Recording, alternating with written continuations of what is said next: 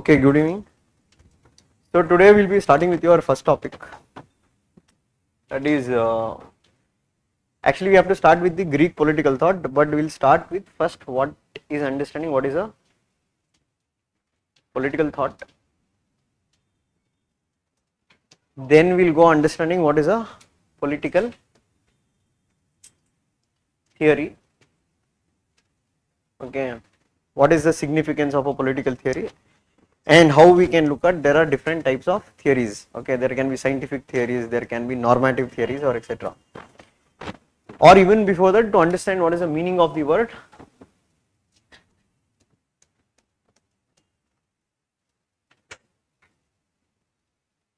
political. Okay, so if you look at the word political, it is derived from this Greek word called as polis, means concerning the state. So any activity that we consider it is related to public affairs, that we can relate as word political, that in traditional sense. Why I am telling in traditional sense, in modern sense it can be different. In that sense, in traditionally when we define politics, we will define politics always concerning public sphere, nothing related to private sphere. But nowadays if you look at, means emergence of newer theories like feminist theories, now they say that personal is also political, means for them politics is largely concerning power. Okay, for them power need not only operate in public affairs, power can also operate in your private affairs. For example, marriage can be a contract between a husband and wife, but there is power relation involved there. Okay, or you can say in house, who is the head of the family, so he commands power over others. So that will come to it later, but in general traditional understanding of politics, what we can say concerning something regarding public affairs at large. So that is why we say political or anything related to political science is the study of state. Okay, that is why we have Gardner, a scholar, who says political science study begins and ends with state. Now when we are studying about ideas regarding politics, this is where we come about a word called as political thought. Means these are ideas which have emerged in certain time period belonging to various set of thinkers. In that regard, it forms what? A political thought. So when you say Greek political thought, we are studying political ideas given by the Greek scholars, especially during a certain time and space. So we need to study these ideas in this, how these ideas are formed, why these ideas were given at that point of time. So you have a scholar called as Harold J. Lusky, who says that every political thinker is a child of his or her times, meaning no idea is formulated in a vacuum. Every idea is a response to the events that has happened at that point of time. So when we want to study the ideas in a particular age, we call it as what? Political thought. Same way you have Western political thought, you have Indian political thought. Again Indian political thought you can divide into ancient Indian political thought, the modern Indian political thought. Okay, it's that time period when these ideas emerged. It might be not idea of only one particular person, it might be idea of a group of people who have written in that particular age. That we call it as what? Political thought. But in general, if you look at what do we mean by a political theory, okay, this I am telling a simple definition, later I will give you a detailed explanation where you can take note. In general, forget about political theory. In general, I think you have read different theories, right? For example, when you read history, you also read the Aryan invasion theory. Okay, or in geography, you have read about the continental drift theory. So what exactly a theory means?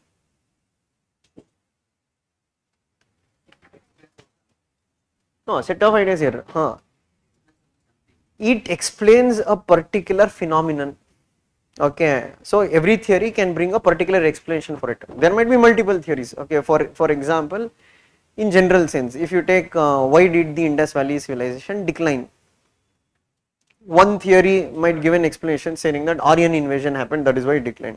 Another theory might say that the river water which was there, it dried out and that is why it declined. But when they present a theory, they will also try to give, means it depends upon what kind of theory is it. Is it a scientific theory? Scientific theory means where they will give you evidence, they will give you reasons, they will back up their explanation by providing, okay, these are the facts which can be there.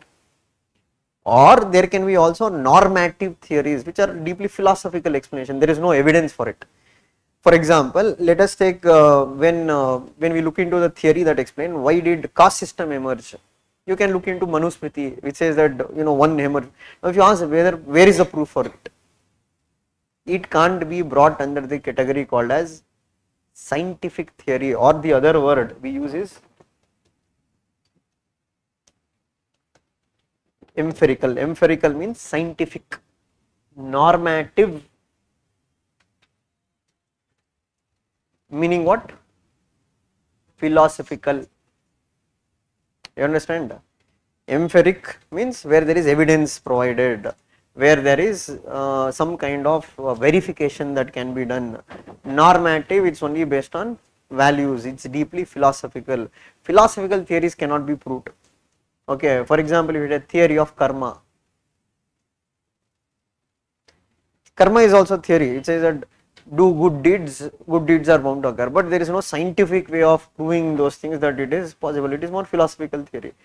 So when we look at theories, there can be two types of theories.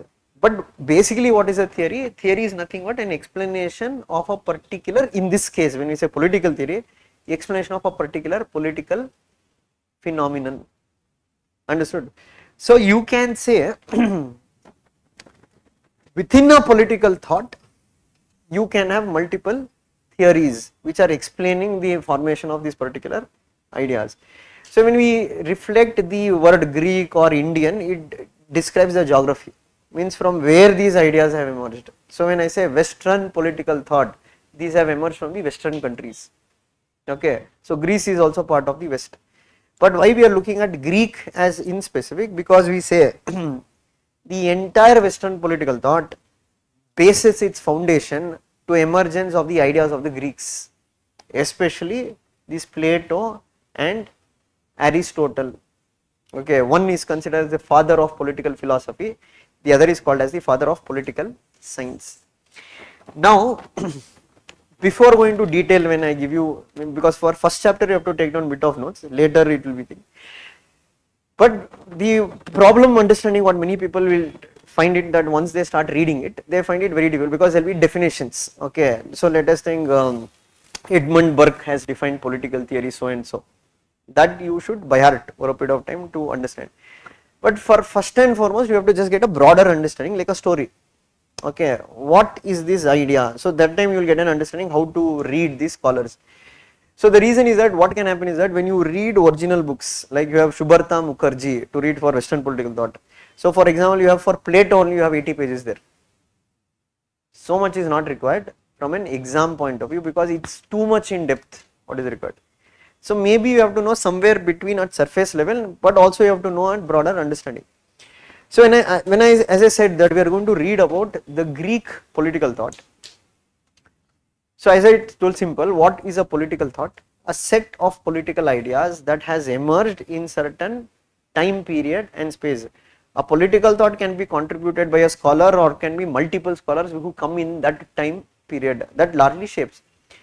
So when we read 2-3 scholars, we can also deduct or derive what are the features of it. That is not now. Once we go through Plato and Aristotle, then we can come back and look at, okay, what are the common elements of the Greek political ideas. And as I said, to understand any scholar or any thinker, as Lasky says, every political thinker is child of his times. Why do we call them as child of their times? Of course, right, your ideas are shaped or influenced by the conditions which are surrounding you. It might not be that these ideas have emerged out of vacuum. So for example, let us take when Ambedkar gave his ideas, it was influenced by his social upbringing, challenges which he faced. Same way when Gandhi gives his ideas, he is influenced by his own sense of, you can say, social background or etc. So you can say that Gandhi was born in a Hindu family. Gandhi's upbringing was strongly influenced by reading of Bhagavad Gita or etc. So that is why whenever you see Gandhian ideas, there is a strong sense of tilt towards the religion, or you can say he speaks about Rama Rajya. Okay, he says that it is not possible to separate religion and politics. Same way if you look at Ambedkar's writings or readings in that regard, you find a strong sense of criticism of Hinduism. Why? Again, because Ambedkar was born into the Mahar community, and obviously you can say exploitation was there, so that shaped his ideas. So every person is a byproduct of his social upbringing. We cannot tell always, but maybe some people have also given ideas to change the conditions of that point of time. So same way, when every thinker we read, we are not just going to blindly read their ideas, we are also going to understand the social context under which this person gave that particular idea. You understand? And one more thing is that we are not reading the original works. We are just reading the secondary writings on those works.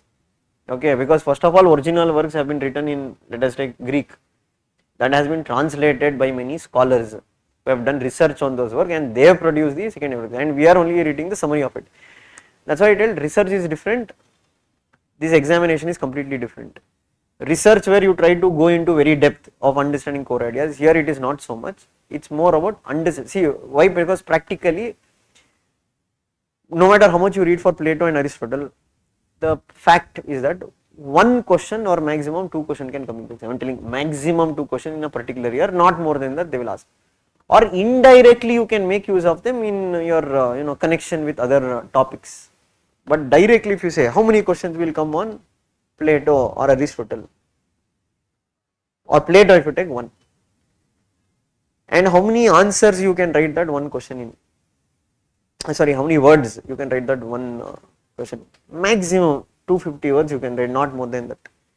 So obviously imagine that you read 1000 words, or let us say you read 80 pages for reading one particular topic, you might become extreme knowledgeable, but when it comes to answer writing, what will happen? You don't know how to concise and how to link and how to interlink.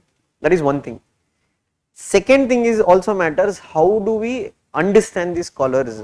Certain times when we are not understanding the context under which these ideas have been given, it may be plainly what you can say rote learning. Rote learning in the sense, okay, not getting a sense of what exactly this fellow has written, why has he written like that.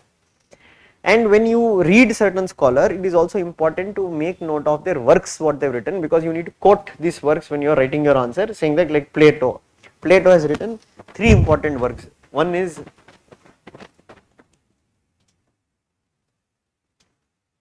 the work called as Republic. The other important work he has written called as the Statesman. The other important work he has written, the Laws. Okay. So as I said, in reality we are not reading the entirety of the work. We are just looking at already notes which has been made based on the key ideas which they have given in this particular work. So when you quote your answer, you will quote, okay, in book Republic, this idea of Plato has been given, in book Laws, this idea of Plato is given. Like that, everything. Like you read Aristotle has written this book called as Politics. Getting the point? Or he has written one more work called as Nicomachean Ethics.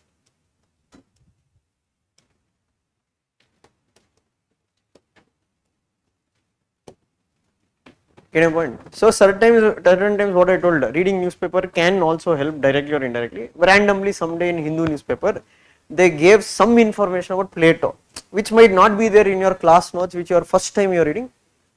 Add it into your notes. Look where you can use it in your answer writing or etc. You understand? Now, before going to technicality of I don't know what is a political theory, giving notes for it, I will give a simple outline of what is this Greek political thought, what is the ideas given by them in a simple sense, not in like a theoretical sense. Like you can take like a story format.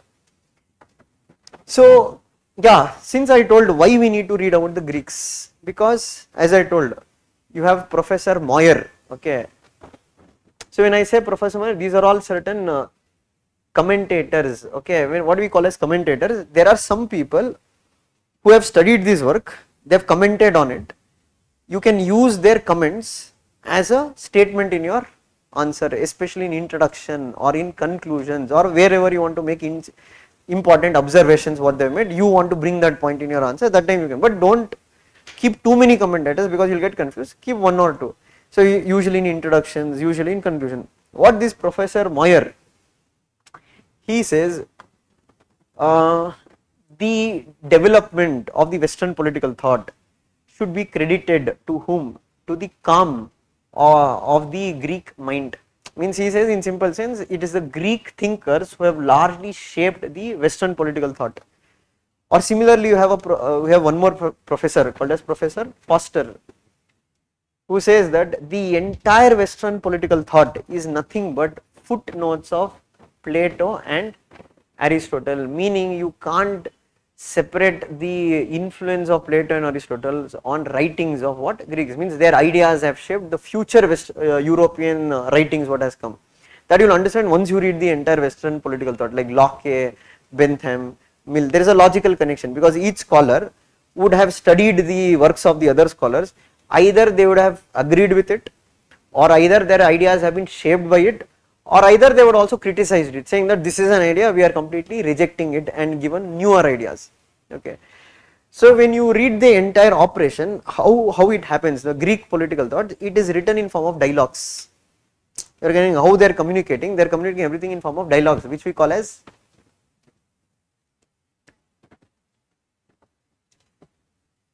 dialectics. In the simple sense of dialectics, for every argument there will be a counter argument. This argument and counter argument keeps on going on till both the parties will arrive at a point where there is no more contradictions in those arguments. That is what we say for Greeks, the way of achieving the truth was through dialectics. That is why we also call it a Socratic method of arriving at truth. That is through a dialogue. Means Socrates, he says that anything you have to agree, this is the truth. It is only through a debate that can start. Okay, say this is a table. Everything will question how this is a table, what is the character of a table, what is, through a question, series of question you can answer, you will come to a conclusion, okay, this is how a table looks like. So that is why Socrates was a person who believed that everything you need to question, nothing is what the reality. These are all basic things one to understand. Again, one more basic thing you have to know here, there is something called as school of idealism, school of realism.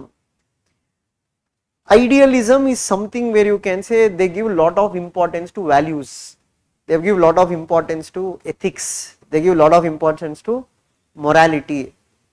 Okay, school of realism is where you can say they give a lot of importance to power, they give a lot of importance to matter in that regard. So there is one more thing also we can say, school of materialism. Materialism means you are giving importance to matter, matter shapes ideas.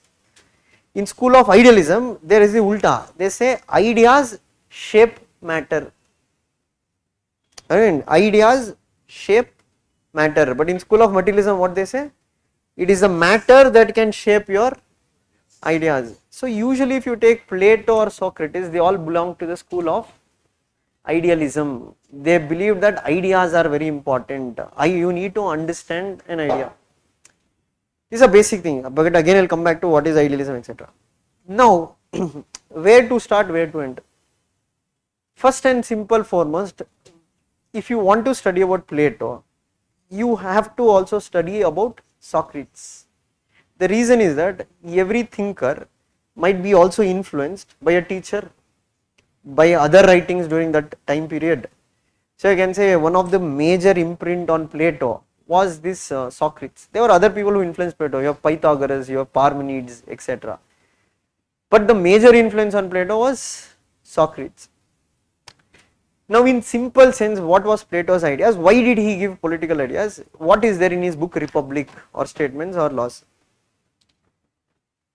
The entirety of Plato's ideas revolve around one particular central idea that is called as philosopher king. Okay, one simple central idea is what? Philosopher king. I am fast forwarding, means I have jumped a lot, but I will come back later why I am telling I jumped a lot, because if you understand this then everything will fall in place. Now in simple terms to say philosopher king in terms of Plato, I told Plato belongs to which school? School of idealism. So imagine like that, this is not what he is speaking about the real world, he is speaking about in world of ideas. He is living in his own set of ideas. He is trying to find his everything about Plato is that to find a perfect state. The ultimate goal of Plato is to create what? An ideal state, that is a perfect state, a state that is completely based on values, a state that is very perfect. That is his ultimate goal. That is what? Philosopher king. But the entire Plato's writing is about how does he create this philosopher king. Now for you, sir, is it real? That's what I am telling you. Really philosopher king might have not existed. It is what he developed in his ideas, that this is how a ruler should be. You are understanding? In reality, philosopher king might not have been created. But in his world of ideas, he wanted to create a perfect ruler. Find an answer that who is this perfect ruler. In Plato's sense, the perfect ruler was philosopher king. Now the question is that why did this first of all idea come to him? That's the main point. Why did he think about creating this philosopher king? Tell you, like nobody will think about anything without something happening as a counter to it. That is the link where you need to bring Socrates. Death of Socrates had a deep impact on Plato's mind. Okay, for this is where you will read the story about Socrates. For Plato, Socrates one of the most intelligent man on earth. He was his guru or teacher, and he considered Socrates as what? One of the most intelligent man on earth. There, if you want to understand about Socrates and his ideas, even Socrates belonged to the school of idealism. Socrates also believed that what? He believed that there are two worlds, world of ideas, world of matter. And for Socrates, ideas are permanent, matter is not permanent. Matter will get destroyed at the end of the day, so it can't be permanent. So matter cannot be the truth. For example, you look at this chair. You are looking at this chair, right? How do you know this is a chair? Okay, what is that? Okay, what I'll remove these both things. I'll only keep one small stool. What is it? Not a stool. It is also chair only. Getting the point? So the matter might appear different, but still you call it as a chair, because all matters is not the same. Matters can keep changing, right? When you look at the evolution of chairs, maybe before the chair shape was different, now it is different. This chair is different, that chair is different, but still you are telling it is a chair. Based on what? Because you have the idea of a chair. Not original, idea of a chair. You have to know what the purpose of a chair is.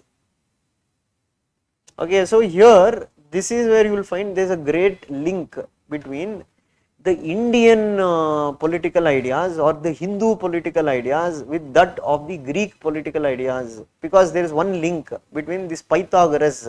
He would have visited India, and Pythagoras maybe also has influenced Plato to a certain extent. Because even if you take Shankaracharya etc., they also speak about the concept of Maya. Means rope, if you see from far, it can appear like a snake.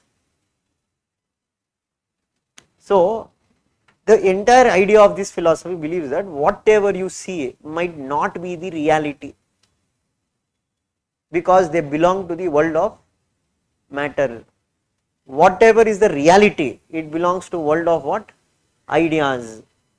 So once you understand what is an idea, because idea is permanent, ideas cannot change, matter can keep changing in condition. For example, power is matter. You cannot remain powerful throughout life. You will lose it at some point of time. That is what you can see human history has shown. Have you seen that any person from before they have been completely in power? It's a cycle, right? So for example, you can say the Congress dominated the Indian politics for at one point of time. BJP is dominating the Indian politics. In future, somebody else will dominate. Money, not permanent. You can have today money, tomorrow you might not have money. So Socrates was strongly influenced by this. He believed that there are two worlds, world of ideas and world of matter. For him, matter is something which can get destroyed. Matter is something which is not permanent. For him, what you can call as knowledge, knowledge should be something which is based on permanence. So knowledge only emerges from understanding ideas. And he told you need to acquire this kind of knowledge, because he told there can be two types of knowledge. One is true knowledge, there is this false sense of knowledge. What do you mean by false sense of knowledge? One who believes that the material world is the reality. The others who believes material world or the physical world, what you see, that is not the reality. There is one more world called as what? World of ideas. So person who understands the world of ideas, he will possess true knowledge. Now the question is that why should you possess this true knowledge? What will happen if you possess false knowledge? No, one is permanent, but why do you need to possess it? Because Socrates, that's why you can say you read about Socrates played a lot in ethics and morality or philosophy. Philosophy is all about question of way of life. What is the purpose of this life? Why we have come on this earth? Right? Even if you look at your UPSC ethics or essay paper, lot of they are asking philosophical essays. Philosophy has an inner meaning to it. It cannot just be based on what we look at surface level. Same thing, na? When they give a statement, ship in its harbor, it's not meant for sail. Sorry, it's what is that? Ship in its harbor is not safe. Sorry, it might be safe, but it is not meant for what it is. Ship in its harbor might be safe, but it is not meant for what it is. So here the question is not about ship.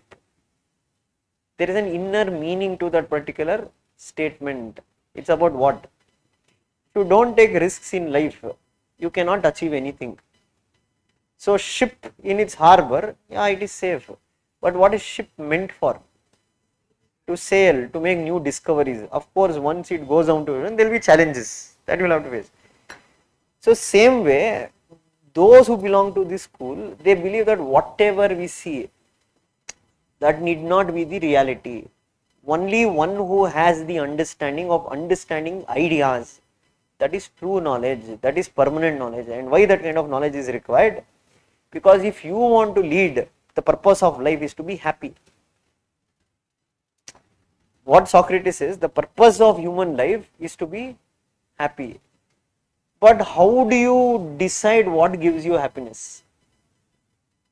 Knowledge. But again, it is the true knowledge what you need to have. If you belong to the world of matter, or your knowledge is based on material things, so you will assume that what possession of material things will give you a lot of happiness. For example, that might be not the true sense of happiness. You might think, okay, for example, let us think. Now this fellow might think, if I clear prelims, I will be very happy. Clearing prelims brings happiness in him. Now that fellow might have already cleared prelims but failed mains. So for him, he might think that once I get interview call, I will be very happy. Now that fellow might have gone to interview, not in the final list. So he might say that, if I had got any position, my life would have been very happy, my happiness would have been there. Or that fellow would have already been in the list, he would have got some Indian account service. So he will tell, my life would have been much better if I had been into all India services like Indian police service. Now that fellow would have gone into Indian police service, he will always feel that my life would have been better if I had got Indian administrative service. And that fellow would have got Indian administrative service, he might have feel that I would have been very happy had I got Karnataka cadre. Or that fellow would have got Karnataka cadre, he would have been very happy if you tell I would have got post in southern part of Karnataka, not northern part of Karnataka. My family stays here. Or the person who has got everything here might not have a family only. So in material things, happiness is not permanent. That's the essence of what Socrates says, that when you don't have true knowledge, you will try to base your happiness on material things, you will try to run behind material things, And that is why you can say there is also a lot of similarities what you can see with Buddhist philosophy. Desire is the root cause of sorrow. So here, because anywhere what you are desiring also matters, if your desire is based on material things in that regard, naturally it is bound to bring you sorrow also. So now for Socrates, true knowledge should be also always based on ideas. Ideas is permanence, ideas can never be destroyed. Okay, that's why I told what they are speaking about does not come under empirical theory, it comes under normative theory because it is philosophical by nature and something which you cannot scientifically prove. Okay, you can't scientifically prove, these are all based on just arguments in that regard, philosophical arguments. Now, again, why this Socrates or Plato, they spoke so much about these ideas. Socrates says that an unexamined life is not worth living.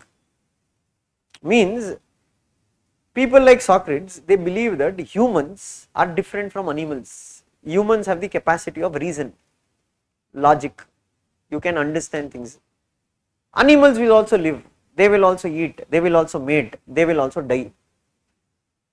But animals do not have the capacity to examine their life, that what kind of life we are leading. So for you, getting this true knowledge is very essential to examine your life, to say that understand what is the true sense of happiness, what really gives you happiness. So that is why you can say there is a lot of moral angle here also. That is why you can say with Greeks you can't separate ethics and politics, they go hand in hand. And secondly, there at that point of time in Greece, there was also one more school, philosophical school called as Sophism.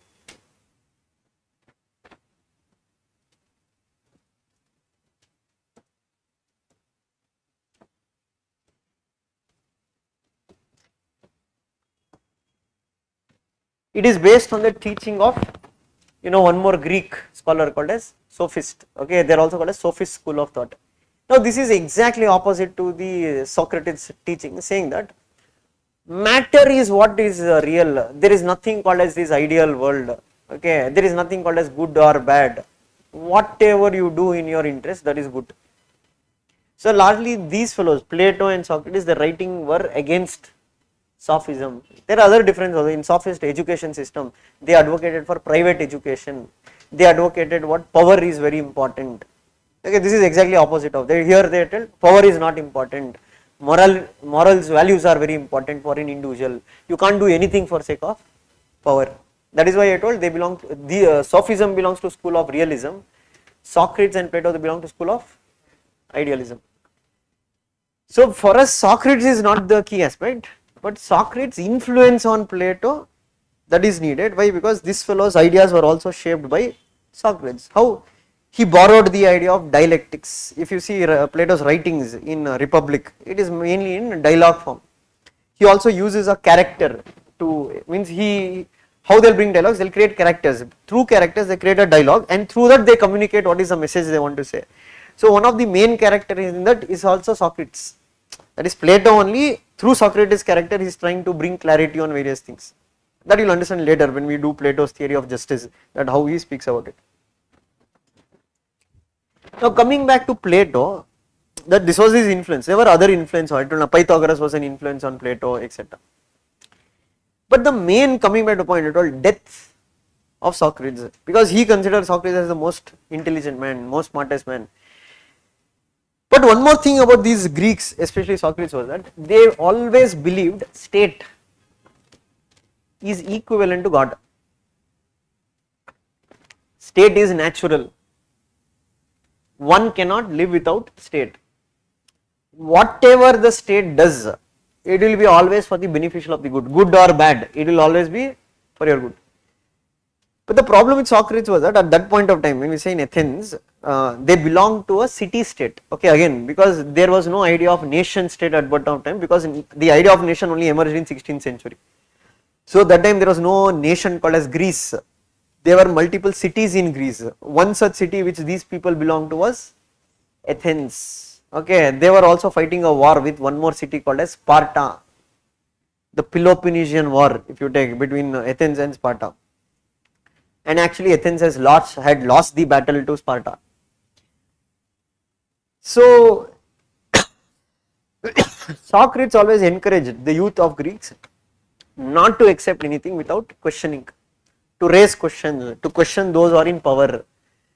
So this was what you can say, there was an allegation against Socrates saying that he is trying to encourage immorality among the youths or etc., and he was sentenced by the Greek assembly saying that he should be poisoned to death, consume hemlock, that is a poison, and he consumed the poison and he died. He could have escaped, but still he won't escape, because I don't know, he strong believe that whatever happens in his death, there is something good that is going to happen to the state.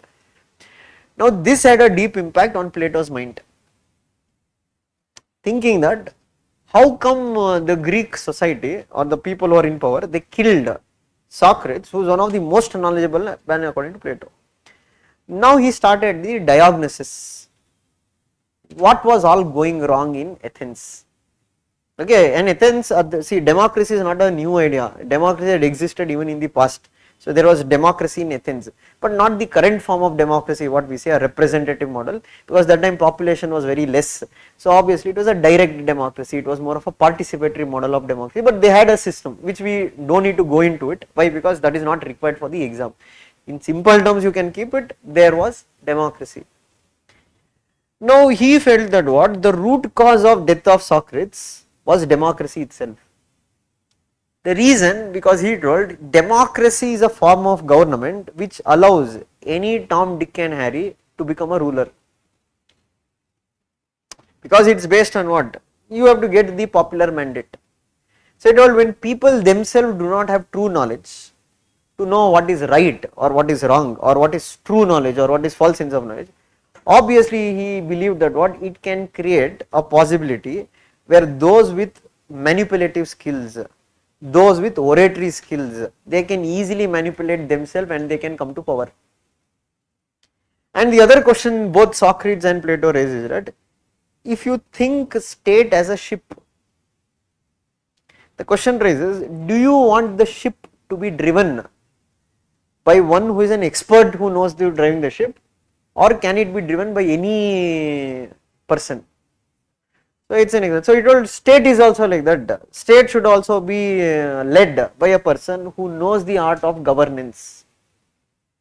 That is the core idea. So they told you need to, that is why that fellow is called as philosopher king. Philosopher refers to what? A person who is truly highly knowledgeable.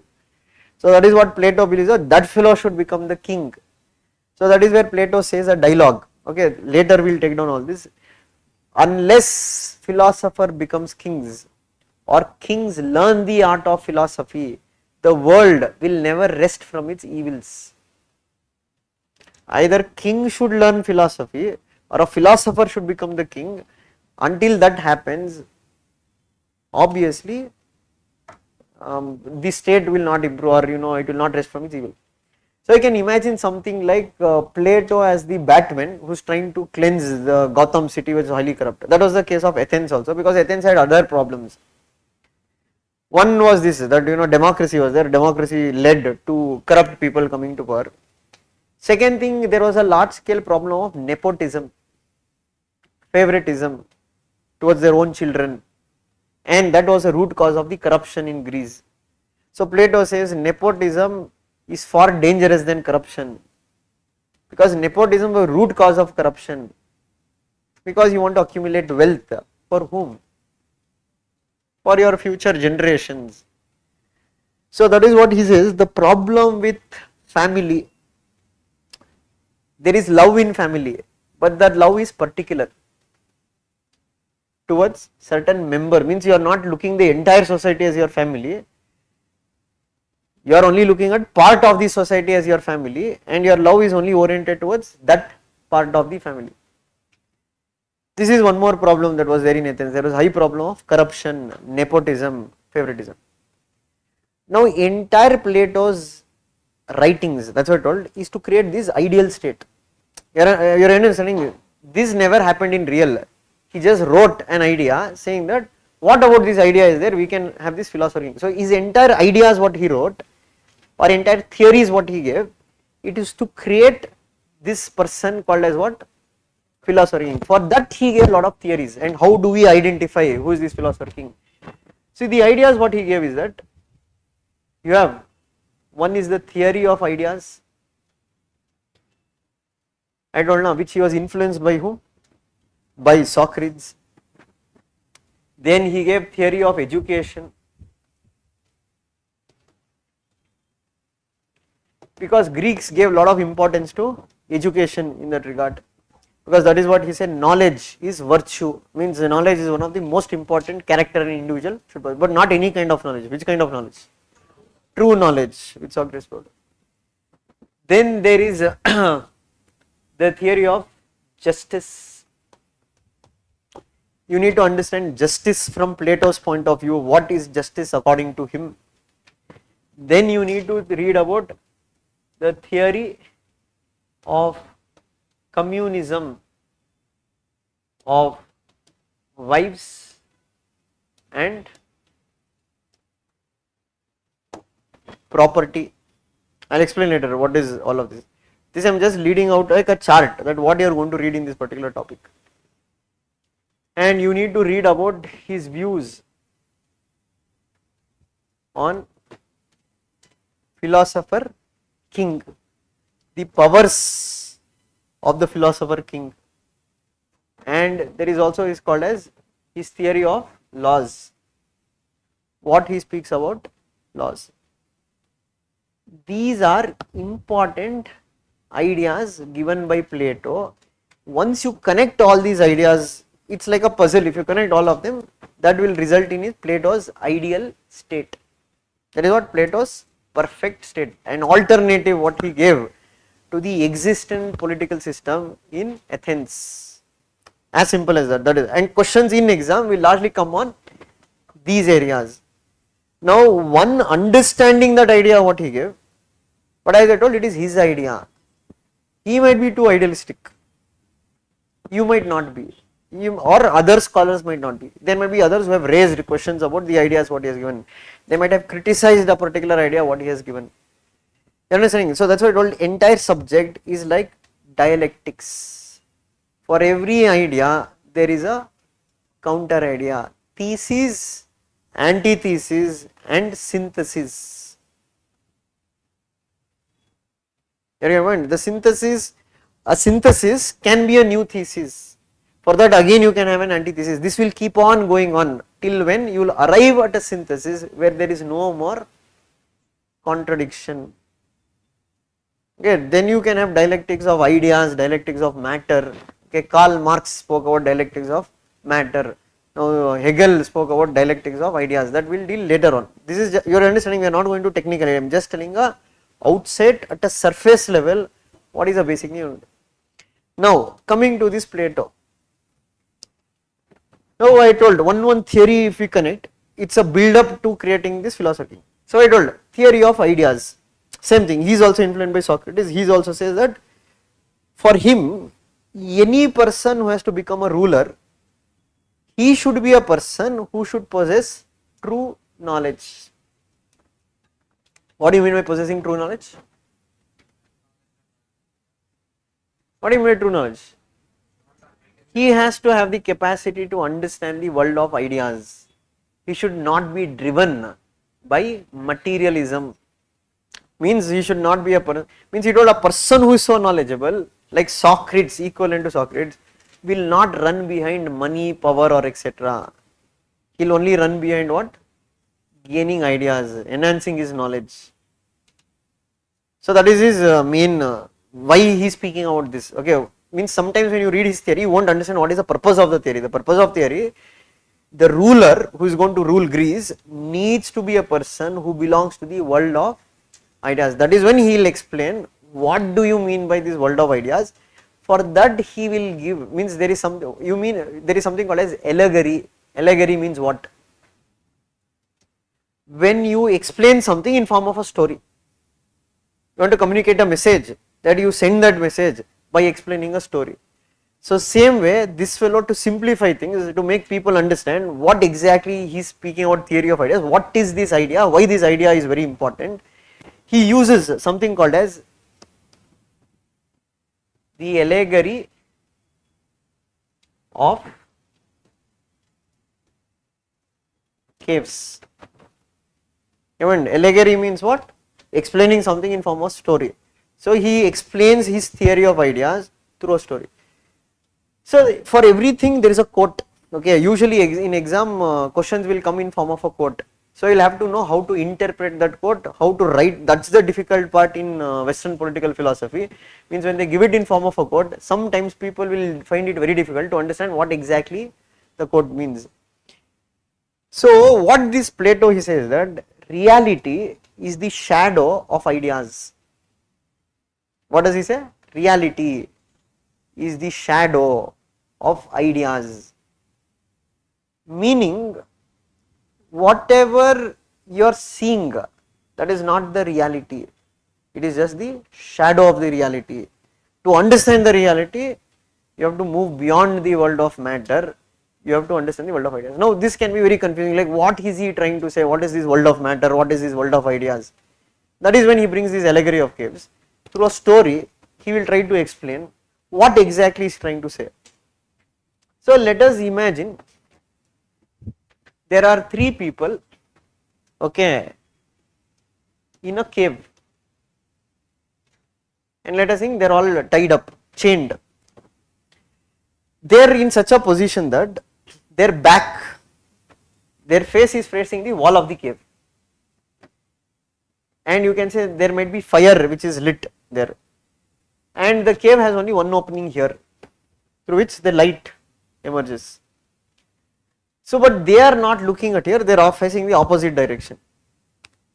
Now whatever moves around here or whatever happens here, the shadow is reflected on the wall of the cave. Now looking at that shadow, you make your own assumptions. Let us say I will swing a rope, it might appear like a snake, you might think it is a snake, because how you are looking at the reality? Through the shadow. So he will say one of this person finally will escape from the chain, and let us think he will go towards the light, the entrance of the cave, and once he goes outside the cave, now he will realize what I assumed all this time was the reality is not the reality, it was just the shadow of the reality. So there is a message in everything of that, and this fellow will come back and try to explain these two people. They are also reluctant to believe it. So chain represents ignorance, light represents knowledge. So when a man is ignorant, he is reluctant to acquire knowledge. He believes, means an ignorant man or not highly knowledgeable man, he assumes whatever he sees in the physical world, that is the reality. But a person like Socrates, who is truly knowledgeable, they can go beyond the material world and try to understand what exactly is the reality, because they know the physical world what we live in, it is nothing but the shadow of the reality. That is where he explained, this is a chair, that is also a chair, chair can keep changing its form, but if you know the fundamental idea of what is the features of a chair, then no matter what material condition it is identified as a chair. That is what exactly this Plato told us. So he wants a ruler who not understand the world of matter, he wants a ruler who actually understand what? The world of ideas. So that fellow should go on to become the ruler, and that is why the name also what is called philosopher king. He should have that kind of capacity to understand philosophy. That's what I told. If you make it more complex, it will be more. It's simple. If you just take, because they won't ask 1000 words on it. They are going to maximum ask this shadow. What is that? Reality is shadow of ideas comment. But there are counterpoints to it. That will come later when we do the antithesis part. We are only doing the thesis part. I am just logically connecting one to one. Now this is what is theory of ideas. Now the point is that how do we identify this person? Okay, how do we identify who has truly this kind of knowledge? That is where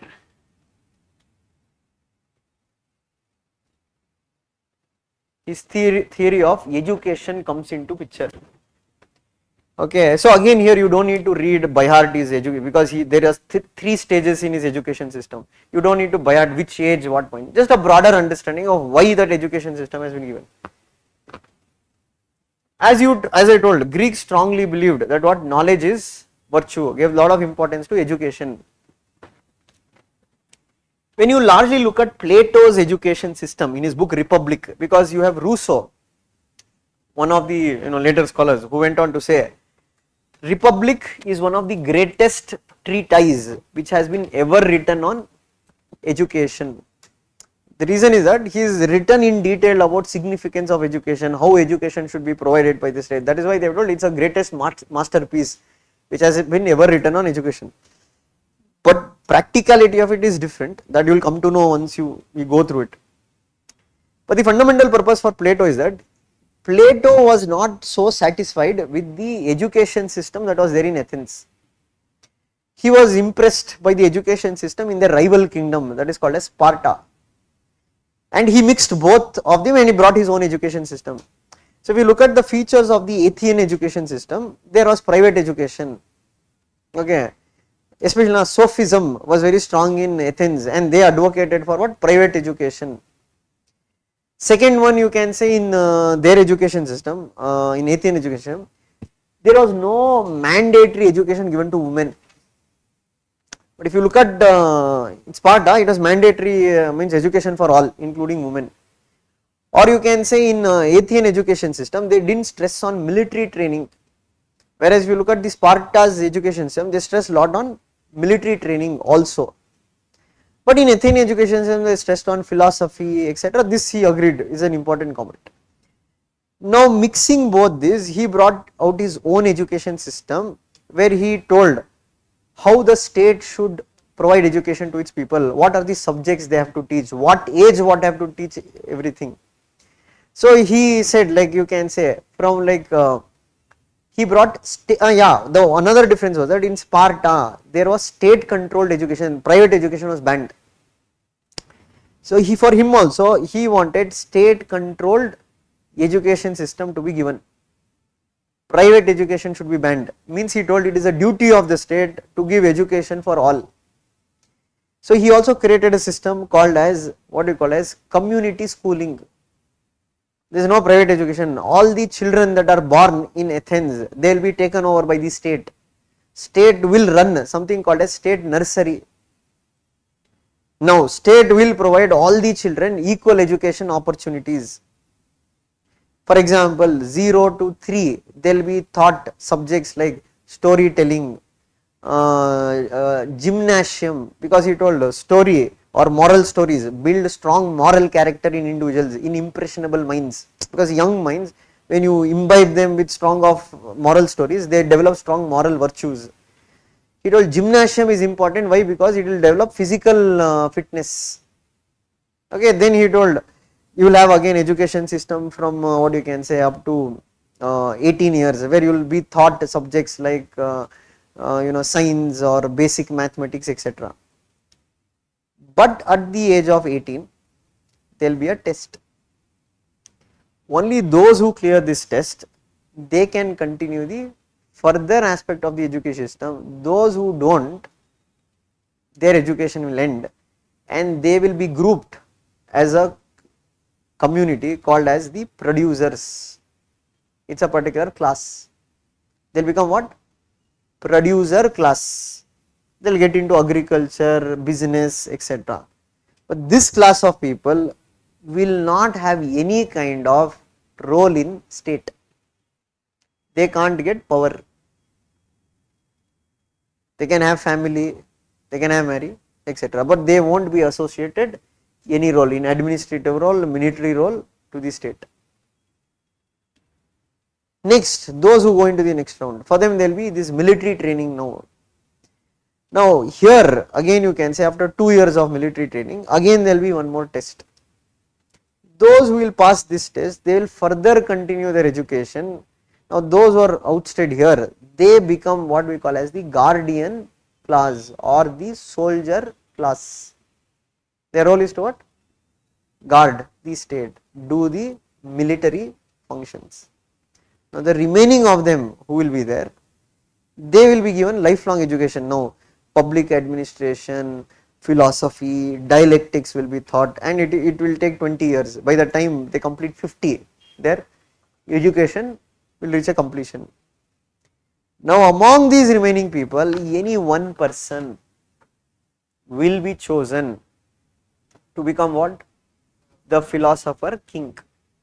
So understand, so his philosopher king is a byproduct of his education system, and through this education system he is also categorizing the society into 3 classes: producer class, soldier class, and the ruling class. He also equates them with the purity of metals: bronze, silver, gold, because gold is far superior. So what you can understand from Plato's writings is that you find lot of similarities how the Hindu society was organized. Here we had organized them into 4 varnas, but there is a slight difference. 4 varnas because there it is based on birth, but here it is based on the opportunity that is given to you, based on at each stage they determine. Now this is where he links one more concept of his to make you understand this, that is the theory of souls. Understanding the same concept is again relating to theory of soul. This Plato believed that, because he believed in world of ideas, he told body is matter, soul is school of ideas. So this is where the Pythagoras connection comes, because Pythagoras had visited India, and Pythagoras had in India you had this transmigration of soul. Soul will shift from one body to the other body in that. Same way the Greeks believed that souls can also be of different qualities. In that sense, they believe that every human soul has 3 elements into it. Every human soul has 3 elements to it. One is reason, the other is courage, the other is appetite, desires. So whoever should come under the ruling class, in their soul the reason should be the most dominant element. Whoever has courage as the dominant element, means what they also believe that these 3 elements are there in soul, but in all souls these 3 elements are not equally distributed. Some souls reason is very dominant, they will have the capacity to understand the world of ideas. So those who are dominant with reason will go on to become the ruling class, those with courage will go on to become the soldier class, those with appetite is dominant will become what? The producer class. So his theory of education is a process of identifying who comes under which class. So this also naturally indicates the Greeks did not believe that equality was a natural feature of human society. They believed in the inegalitarian nature of human society. That is also one common thing what you can find between the Hindu political thought and the Greek political thought, because both these political thoughts did not believe that equality was a natural principle of human society. Because even if you take the ancient Hindu politics, Manusmriti in that regard, he believes all humans are not equal. There are some who are born superior, there are some who are born inferior. So when Plato believed that what? All people are not the same. There are some souls which are far superior, which are ruling class, some souls which are far inferior, that is appetite class. And he believed that what? State will work in perfection if each class does the work what they are endowed to do. Ruling class will rule, soldier class should guard, the appetite class should do other things. So his education system was to identify who should do what. You are understanding what is the intention behind he bringing? That's what I told. Here if you go into they will give like Subrata Mukherjee, if you go into they will give each stage of education. That's why I told that is not so important for exam. You just need to understand the idea behind why he is giving this. See there they will give which subjects are taught, what is the age, etc. If you go on reading that, you can't write so much in an answer. It is not required also when you look at previous year questions. You understood? Because even when I studied for the first time, I studied Subrata Mukherjee, but it was a hell lot of time. But I read Plato only took 1 month. If you open Subrata Mukherjee book and you read, it's good to read. It's very knowledgeable to read. The problem is that it won't help so much in the exam because you are reading so much. But at the end of the day, in the exam you are going to writing, you are just writing the essence of it. Essence means why this fellow gave education system, just to bring functional specialization. Why functional specialization? Because what Plato believed, what is justice according to him? He believed one aspect of justice is that people should do the work they are meant out to do. That time justice will be there in the state. So his idea of justice is not rights oriented, it is more duties oriented. You do your duty. That's why you can see in ancient times they never spoke about rights. You speak out even in India, you speak out dharma. What is dharma? Dharma is English word of performance of your duty. There is something called as varna dharma. What is varna dharma? Each varna is expected to perform a particular duty. There is the Brahman who are expected to enhance knowledge. Kshatriyas are elected to fight. Vaishyas are business class people. Shudras, you can say the other works, menial works, what are there. Mind. That is also based on the core idea of functional specialization, that each one of them, if you keep repeating that work, you will become specialized in it. So for this fellow, any Tom, Dick and Harry cannot become the ruler. It has to be a human soul that is endowed with what? Reason. And how do you identify? For that he brought the education system. Now this is where you understood theory of soul. What is the logical connection with theory of soul? That's why I told you this is a philosophical theory. No, you can't prove that human soul exists. It's a theory that he premised on, saying that every humans, they have a soul and every soul has 3 elements. That is what? Reason, courage, appetite. In those soul where reason is dominant, they become what? Ruling class. In those class where courage is dominant, they become what? Soldier class. In those class where appetite is dominant, they become what? Producer class. Plain and simple, functional specialization. That was the purpose of it. And other purpose he also says about education. Like he bans music after a beyond certain age. He says music will corrupt people's mind. Or he calls for state controlled education, means that is one way you can feed into that fellow's mind what he has to be taught, what he has to be not taught. Because that is how people's ideas will develop, right? So that is why state should control the education system.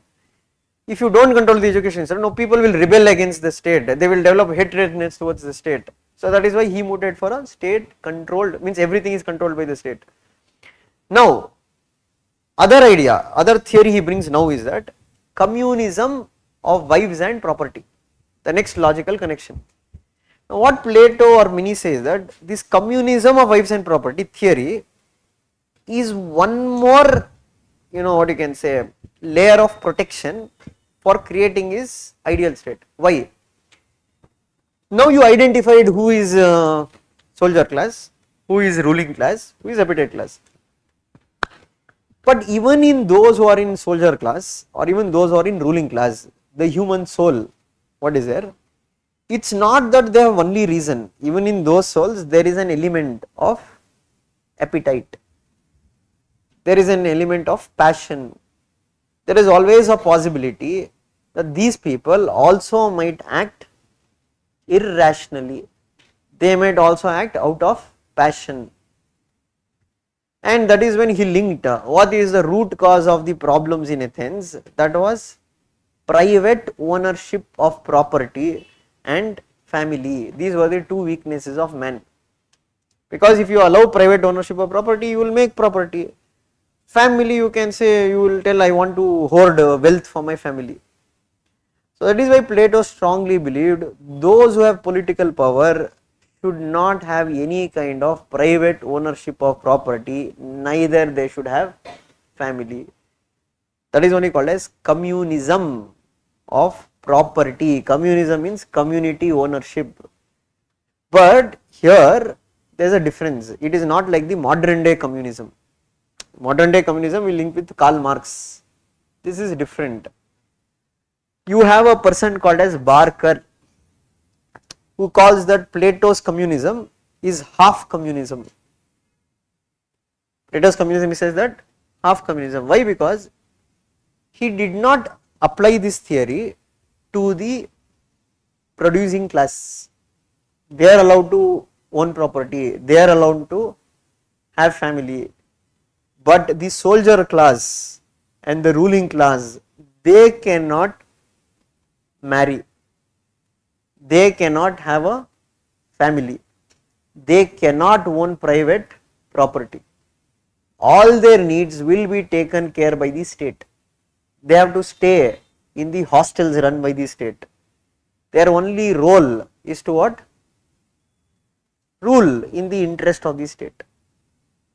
Now the other doubt that should have come to your mind is that when I told, at the end of 50 years, one person, of course there will be multiple people, how they will choose one person who is a philosopher king?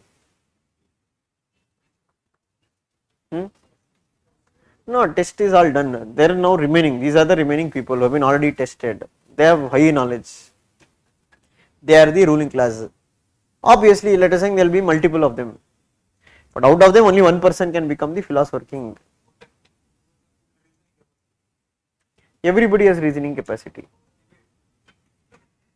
So that is where he says, those who have that kind of knowledge, those who belong to ruling class, they world of it, they won't like power, they don't aspire for power, they don't struggle for power, they are not interested in taking up that role, but you request one of them to make a sacrifice.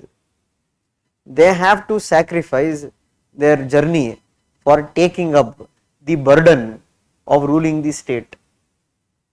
Because for them, because this is a class where reason dominates, reason is the antidote for power.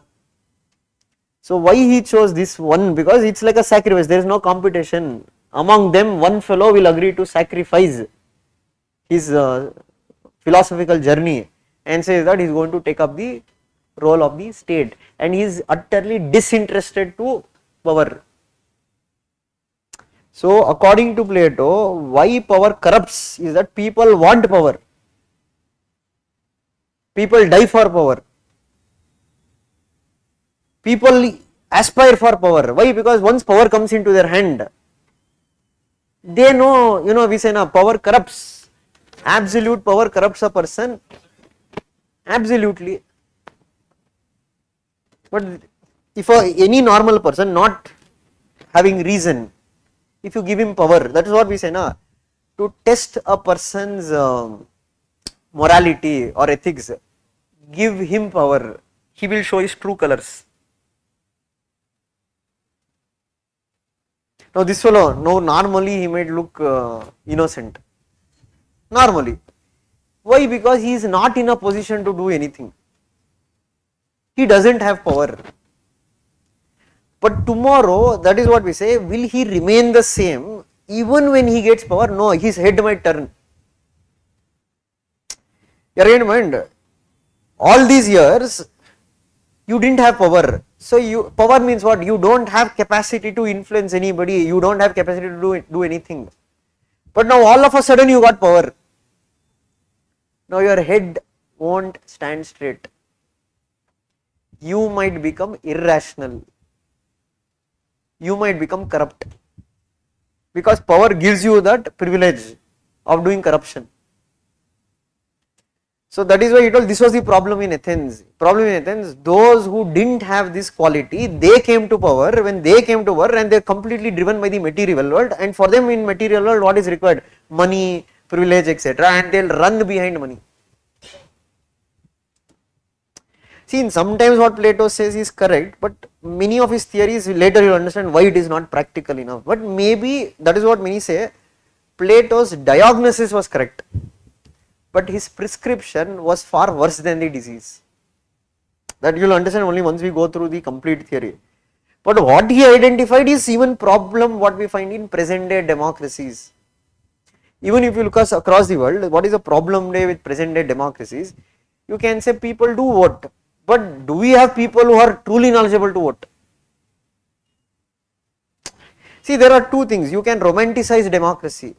Like you have people, we have Winston Churchill who says that democracy might be the worst form of government, but it is the best until you have alternative. Or you had Nehru who said if people cannot come to democracy, take democracy to their doorsteps. Or Gandhi, he believed, I have complete confidence on the common sense of the common man. But history has also shown that people might not always act rationally. Or even if you look at Indian parliament, when you have 46% of MPs who are criminals in that regard. So you cannot say people are driven by rationality many times. So Plato's problem is that if power gets into the hands of those people, because he naturally believes, see Greeks, they always believe that some people are born to rule, others are born to be slaves. Okay, that you will find it in Aristotle more explicitly. He said from hour of birth, some men are born to rule, some are born to serve from the moment of birth. Basically because your soul is endowed what role you have to play. So his identity, you have to identify this kind of person. But Plato is also conscious of the fact, even in the most rational, reasonable person, in that soul, there is an element of desire. And that is why as a extra protection, what he does, he says the ruling class and the soldier class cannot marry, they cannot have a family, because family is the root cause of the corruption. In general, if you say that why do people become corrupt, why do people hoard money? Next generation, right? That is why we say, when you see dialectics, when you say family and society, you know, in when you say dialectics, how state emerged as a thesis is the family, antithesis is the society, synthesis is the state according to the Greeks, because in a family your love is very particular, in society your love is universal, state it is where under which an individual will become perfect. Problem with family is what? It is particularism. What is particularism? It is particular to certain members of the family. It is limited. So how it can be? For example, let us take, now you are going on road, let us say you had an exam, suddenly one fellow is had an accident in front of you, he is about to die. Many times you might just walk out saying that okay, somebody should help him. Somebody should help him. But let us say in that same position, your own father or mother or your brother or sister was there, you would have not done the same thing. You would have sacrificed your exam and tell, okay, the exam I'll write one more time. Why? Because same thing, that fraternity feeling will not come towards others. And that is the root cause of weakness of man is family, because when you have children, you want to hoard wealth. See, one of the root causes why people become corrupt, why people make money. Two reasons it might be. One, you might say that you might not had money in your entire life, suddenly you got power, you want to make money because you feel that I don't want to go back to a situation what I lived in. Or second reason it might be you have a family, you want to make sure that future of your family does not have the problem what you faced, so hoard that kind of money. Political power also, you can say why politicians keep fighting. Now, like if you take problem with the Indian National Congress, the fourth generation curse, Rahul Gandhi, meaning the entire party system is basically based on saving one person. See, the problem is that what, when you are not ready to move your party beyond that person, saying that no, my entire party should run by this fellow only, even though practically, see, it is relative difference of opinion can stand. I believe that if I was the leader of that party, I would have moved on to new leadership. There is no dearth of leadership within the Congress to say that it has to be Rahul Gandhi is going to rebuild the Congress.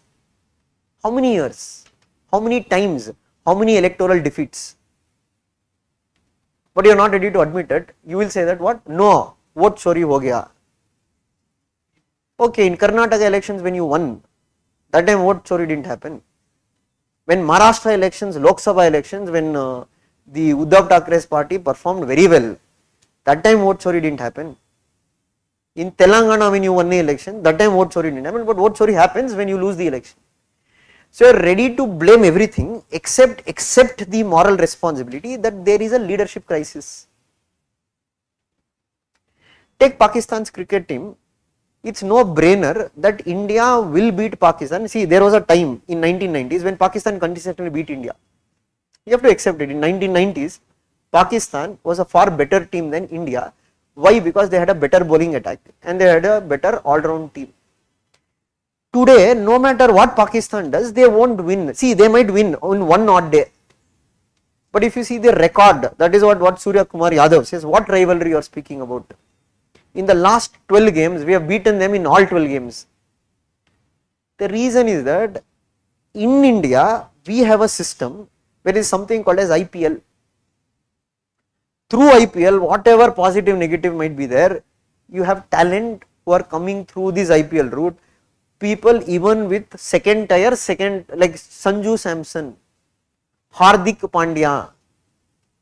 These are all not families from cricketing families. These are all the first generation cricketers within their families. Virender Sehwag. So today the entire cricket system, there is a system in place. That is why you can say even without Virat Kohli, even without Rohit Sharma, even without any of the major players, even today they won the Asia Cup without losing a single match. Now again here also Pakistan, they say what? Umpires are in India's favor, pitch is in India's favor, everything except you not playing well, you blame everything. Same correlation with Congress, except you taking that we have a leadership crisis, you blame everything, vote sorry, EVM is hacked, that is done, this is done. The same reason why Pakistan cricket is that, why Congress is equivalently here, even in Pakistan, they have a dysfunctional cricketing board. Where again there is a lot of corruption, there is always favoritism, there is always nepotism, that those who are close to Pakistani selectors find place in team. For example, this Haris Rauf. That's why see, you have to back your actions. There is nothing wrong, you can be arrogant. Back your arrogance by performance, then nobody will speak. Virat Kohli is arrogant, but his arrogance is backed by performance when it matters the most. For example, 18 balls India needed, in Australia. 40 match, hit 13. Yeah, you do anything now, you go and you remove shirt, you do anything. People can't speak. Why? Because you are performing. But one hand you speak, but you don't perform. And that's what they are telling, this fellow is a run machine for India.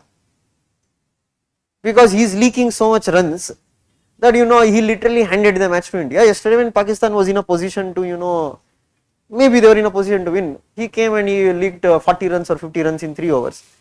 And then you do like this and all, now it will come back. Same, you perform. Then you do your actions, nobody is going to speak about it. You don't perform. The reason, that's why Wasim Akram yesterday in his analysis he told, this fellow has never played a red ball cricket. That is what Wasim Akram was telling in his analysis. Why this Pakistan team is like this? He told this Haris Rauf, what's their best bowler. He is reluctant to play domestic cricket, he does not play red ball cricket, and he told how he will develop the skills that are required for this particular game. And that is what Wasim Akram told, in any game, 2020 or test cricket, basics is most important. He told, then how can you expect this team to win? Same way, if you look at the Congress in that regard, when you don't bring leadership from ground level, when you just import leadership, obviously the party is not going to do so well. So this is what this Plato also spoke about. Nepotism is a problem. Nepotism leads to what? Corruption. And that is why he told the ruling class or party, they can't have family only. If you can't have family only, see, even now, one of the reasons this Modi asked votes on, what is one message that whom will make money for? Whether he is making money or not is secondary, I don't know. But the reason what he done, okay, whom shall I make money for? I don't have family. Arrogant mind, or Yogi Adityanath, even I don't have family. Arrogant mind, it's a maybe you can say legitimacy what you are trying to claim, saying that okay, we are honest. Why we are honest? We don't have family. Okay, what will I do with wealth accumulation?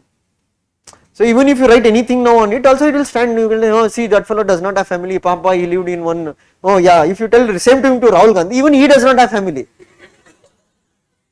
Even Rahul Gandhi does not have family, but that story does not fit into him.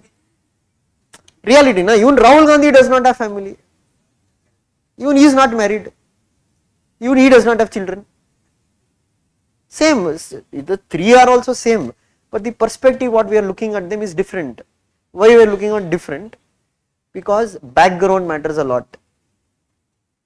Rahul Gandhi does not get that privilege. Why? Because he is coming from a political family, and that is why always it gets attached to what? You are the privileged.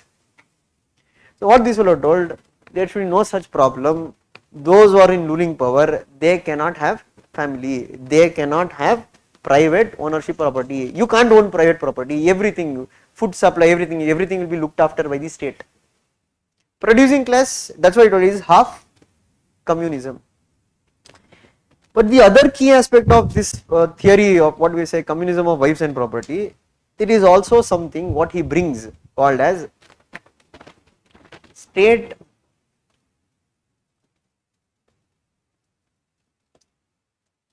controlled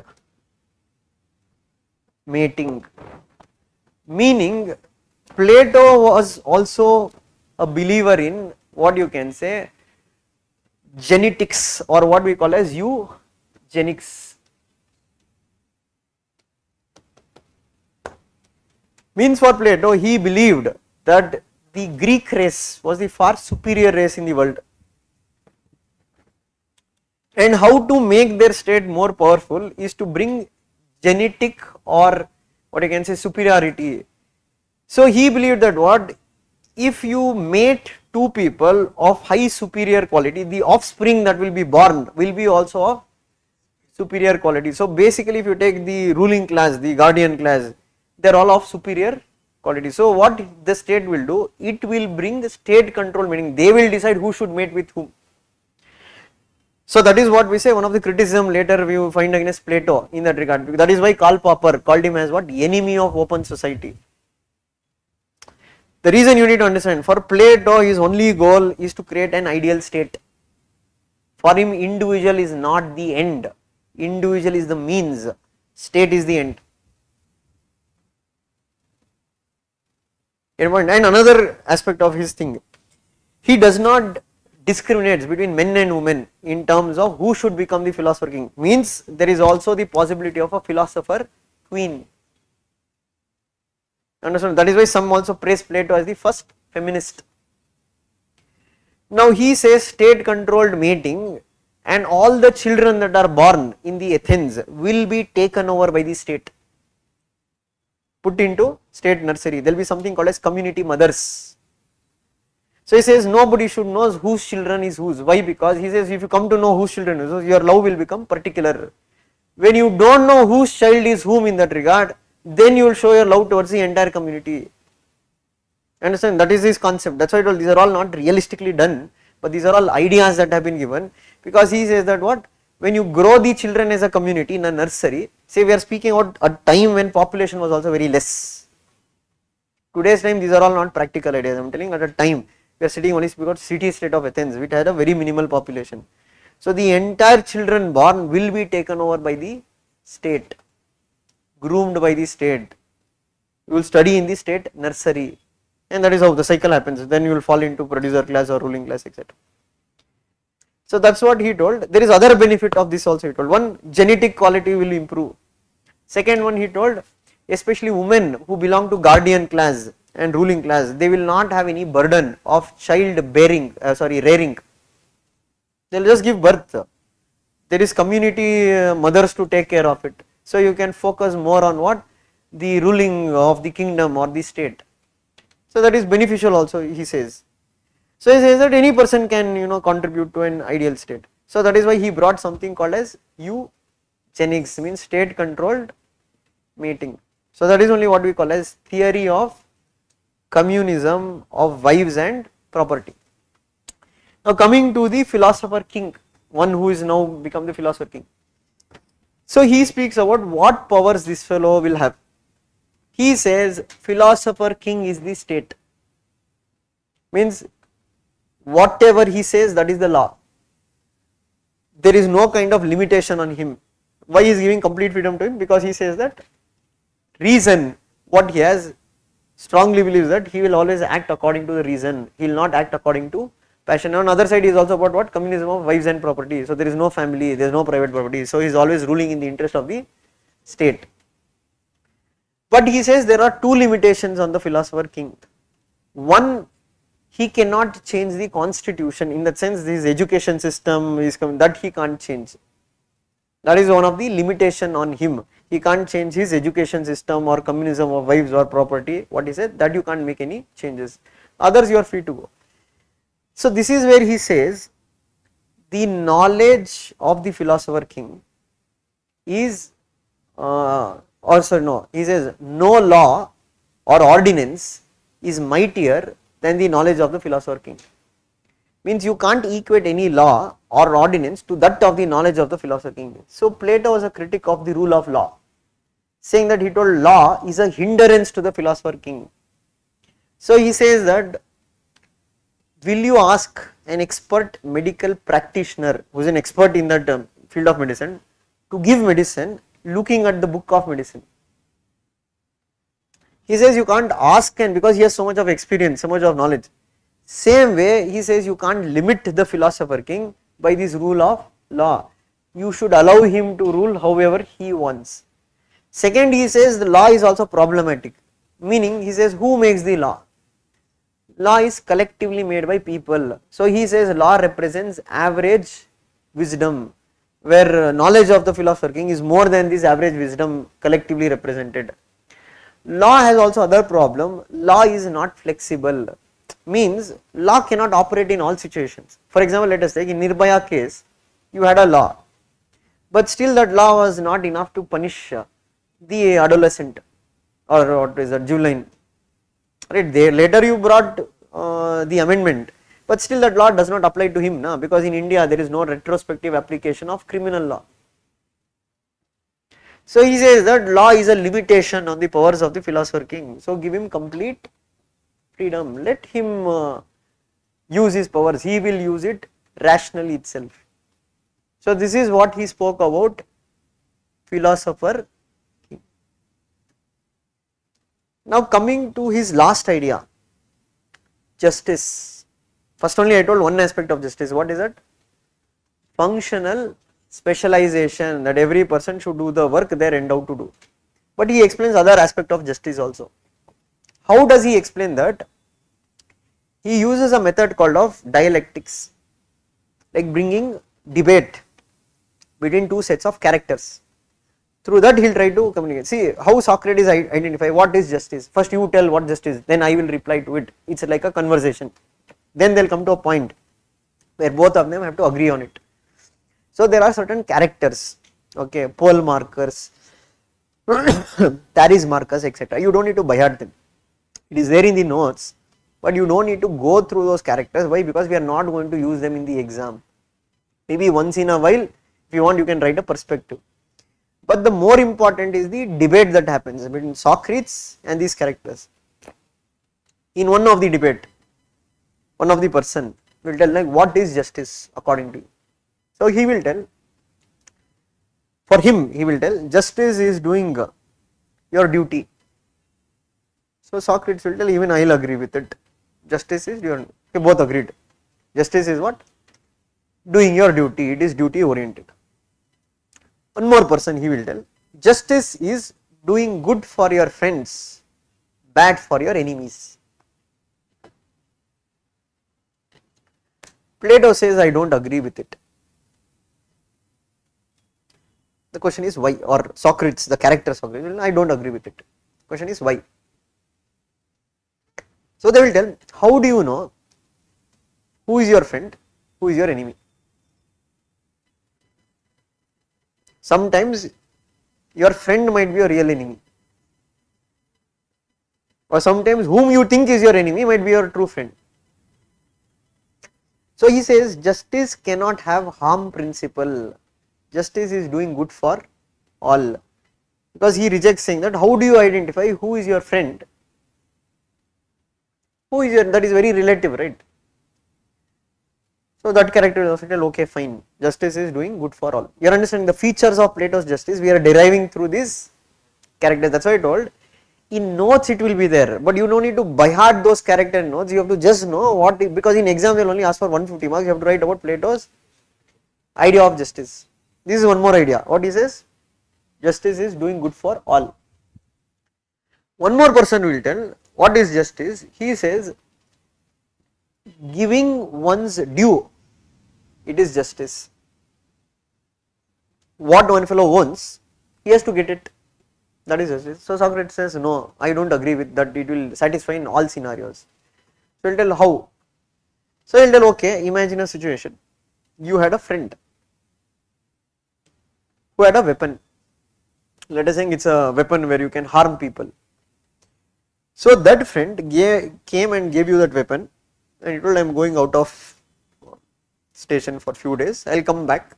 Once I come back, you give back my weapon. That is his weapon. He has given it to you. But when he comes back from where he has gone, you will find that he is not in his right state of mind. Maybe he has become mentally unstable. Now the question remains is that will you give back his weapon, because according to what is it is his weapon. Now the answer remains no. So that is what he says, justice does not mean always giving one's dues.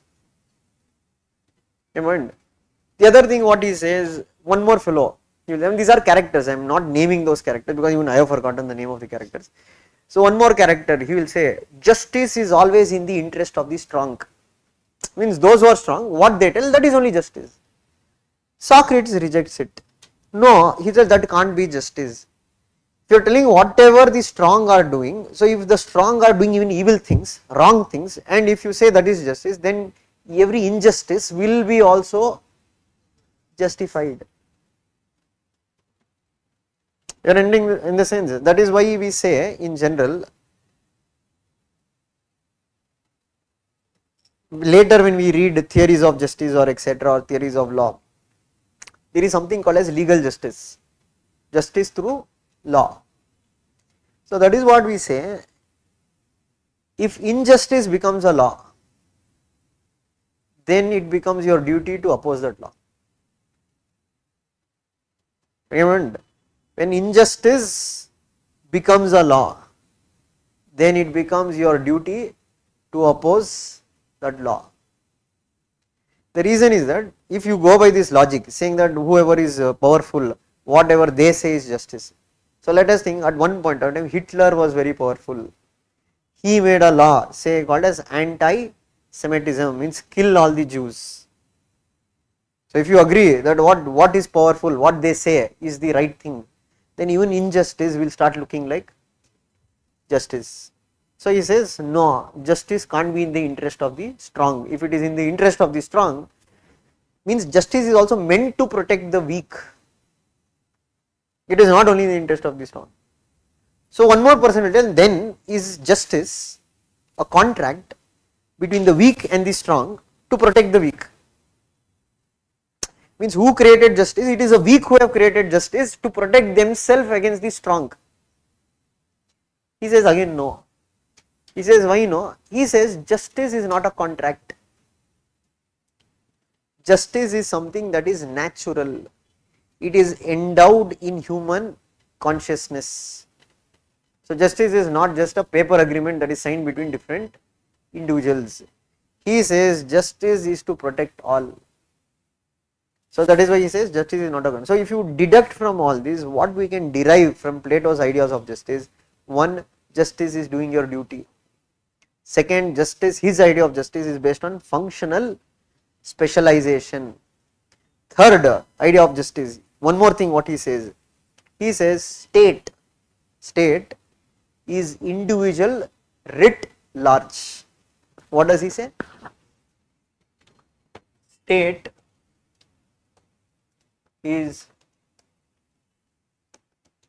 individual writ large. What do you mean by that statement? State is individual writ large.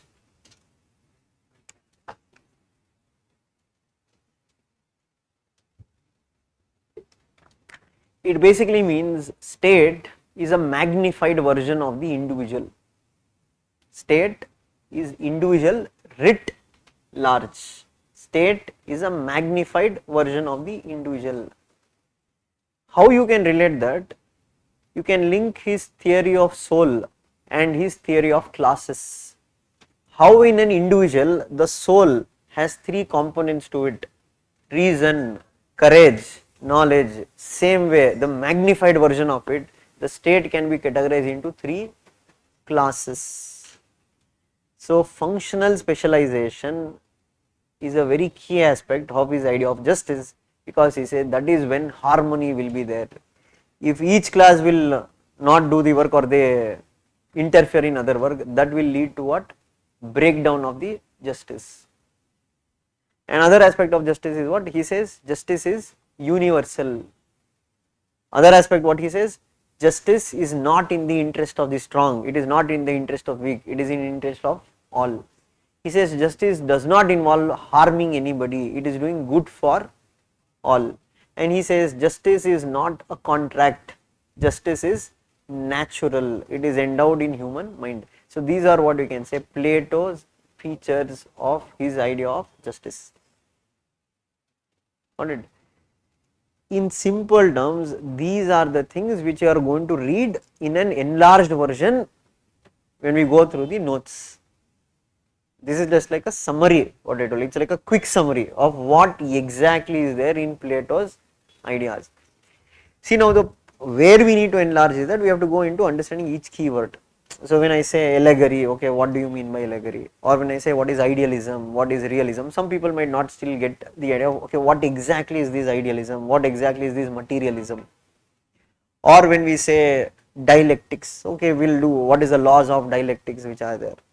This is what will be detailed in the notes that will be given, or it will be uploaded on your portal. But for exam point of view, you need a more summary understanding of it, because only when you understand the outline, then you will be understanding, okay, what is the theory, okay, how they are interlinked. But if you just read the theory, what will happen? You won't get the outline, like what exactly this fellow is giving this particular theory, what is the basis of this theory. And many times it will be a bit philosophical, you will go deep into understanding, you might get stuck there. Many times you will try to go too much of in-depth understanding, that what will happen, it will get you stuck there. Why? Because again you will forget this is not a PhD you are doing, this is just a civil service exam. That's why if you see in general, people from engineering background or people from commerce background, they tend to score better in political science than those actually from PSIR background. Okay, unless you are from, let us take top universities, like you are from JNU or you are from Delhi University.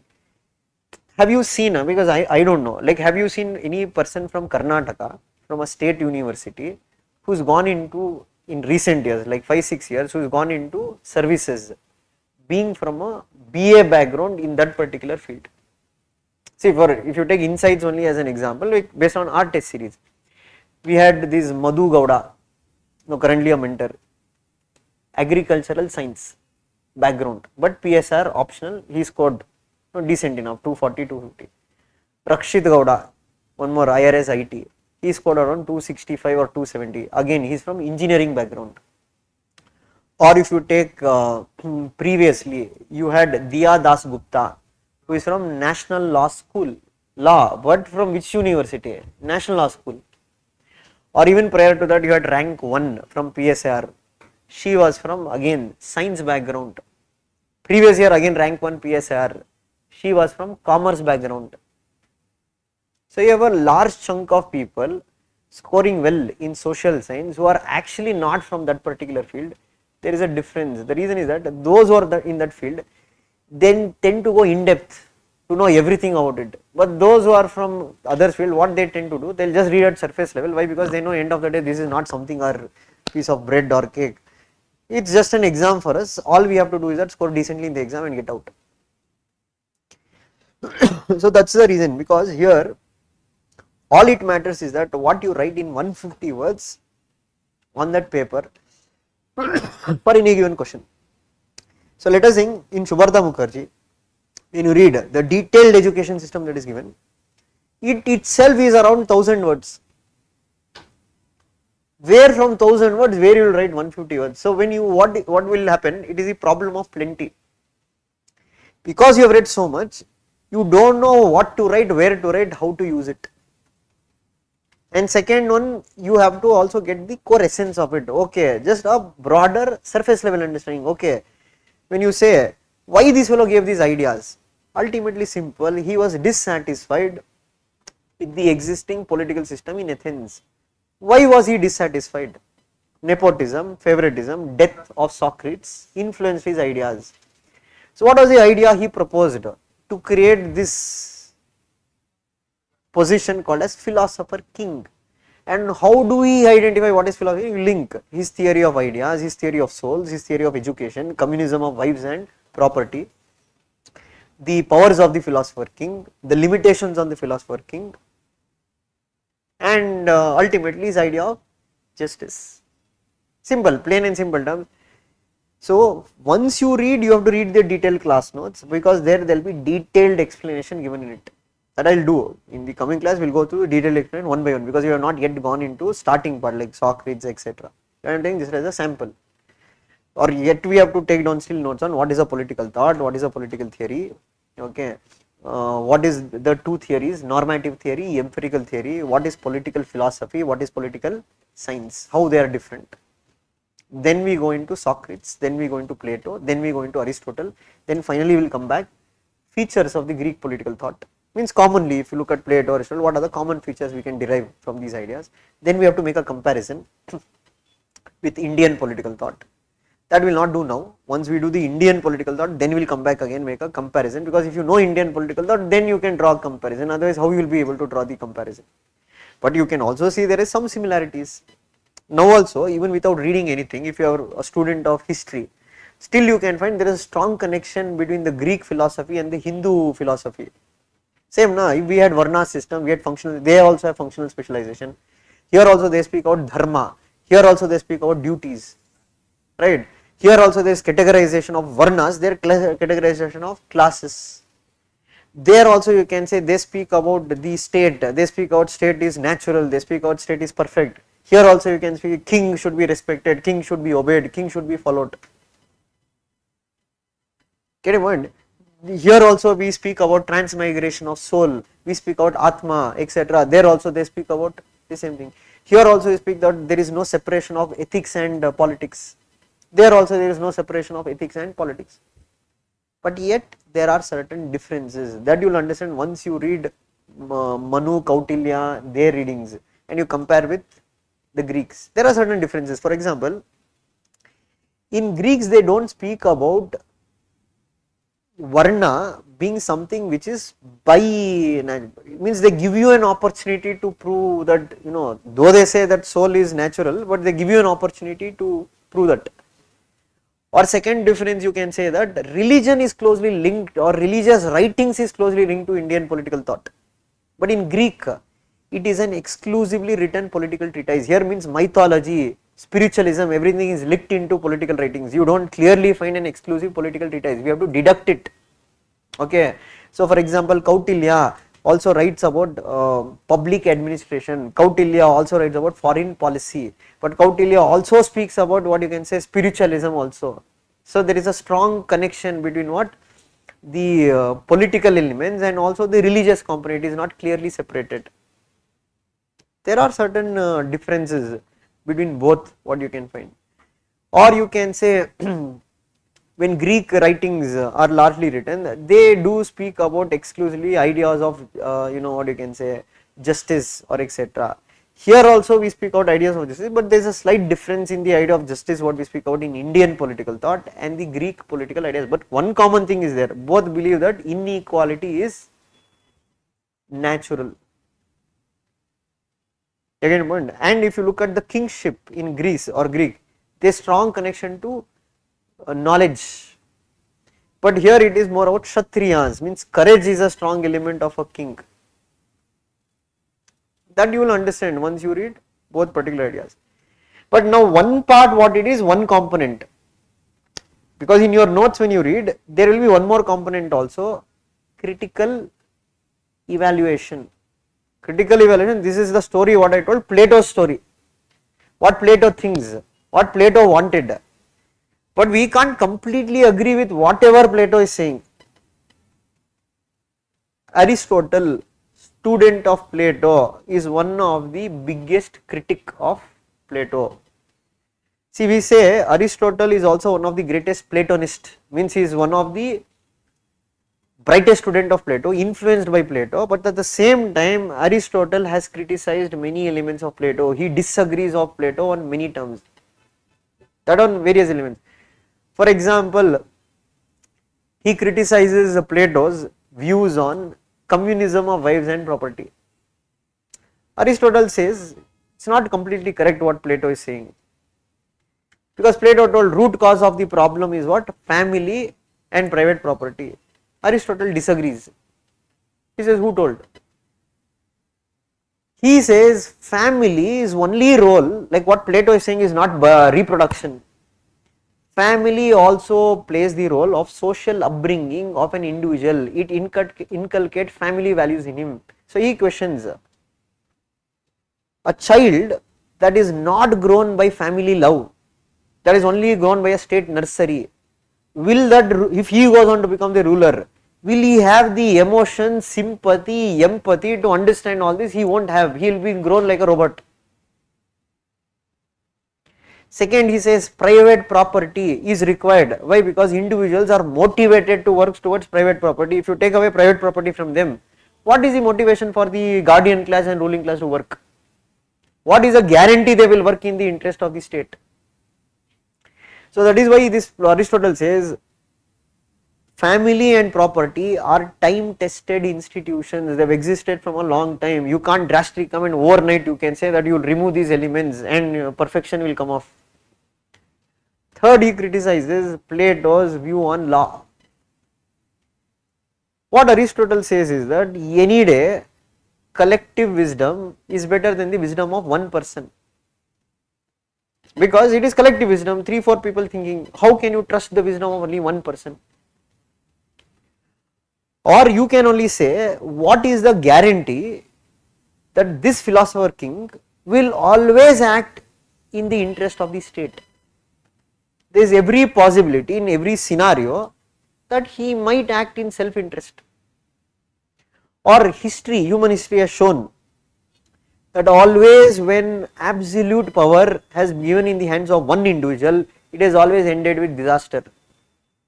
With Hitler, what happened? I remember what he says, too much power, let it be in the most knowledgeable person. What Aristotle says, absolute power corrupts a person absolutely, there is no check and balance. So he says that any day rule of law is better than the rule of one person. So Aristotle is more bit conservative, he goes for more for stability rather than the radicalism what Plato brings. Or third criticism what you can bring from the point of view of not only of Aristotle, of Karl Popper. What he says is that this Plato is only speaking about duties, he is not speaking about individual rights. Now he is classifying the society on 3 classes, that is what? Ruling class, soldier class. Okay, what is the scientific basis of saying that, how do you identify which soul as what? So his education system itself is not scientific, neither it is practical, because he is speaking about education system that runs up to 50 years. There is lifelong education. Some say it is not practical only what Plato. Second one, he is bringing state controlled education. So what Popper says that this is a classic case of fascist state where they will completely control the education system and they will shape the ideas of an individual, means individual does not have self identity only. And that is why some also equate Plato to being the first fascist, because he prescribed for an state where complete powers was in hands of any one individual. And what some also criticize Plato was that maybe Plato wrote all this in his self interest, because Plato completely matches into his description. He was unmarried, he was highly knowledgeable. So maybe some say he wanted to project himself as that philosopher king what he was speaking about. Or some say that Plato is inhuman. Why is inhuman? Because he is denying women to enjoy motherhood. He is taking away the children from them. He is reducing women to laboratory animals for his experiments in that regard, where he is saying that he wants to make, genetically superior quality. So obviously I have taken the privacy of women because state controlled mating happens here. The state will decide who should win. The state is interfering in your personal sphere. That is a classic case of a totalitarian state. Or even some say that for Plato, when Plato is praised that he is the first feminist because he empowered men, they say no, feminism is an ideology where women are the end, state is the means. For Plato's mechanism is a completely dead opposite, where he says state is the end, women are the means. Or some also raise the question, he might be the feminist, but he is the first feminist because there are sources which says that even before Plato there were other Greek scholars who have written about women empowerment. Or there is one more argument, what do we say, that in his book Republic, when he has written the characters, there is not a single woman character.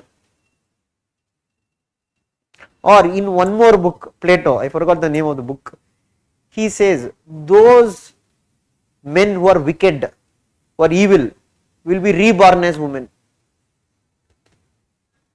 So many say that these writings what Plato has written does not reflect that he is a feminist. So that is why you have a feminist called as Susan Molar Okin, who calls as Plato is a reluctant feminist. Meaning feminism was not his end goal.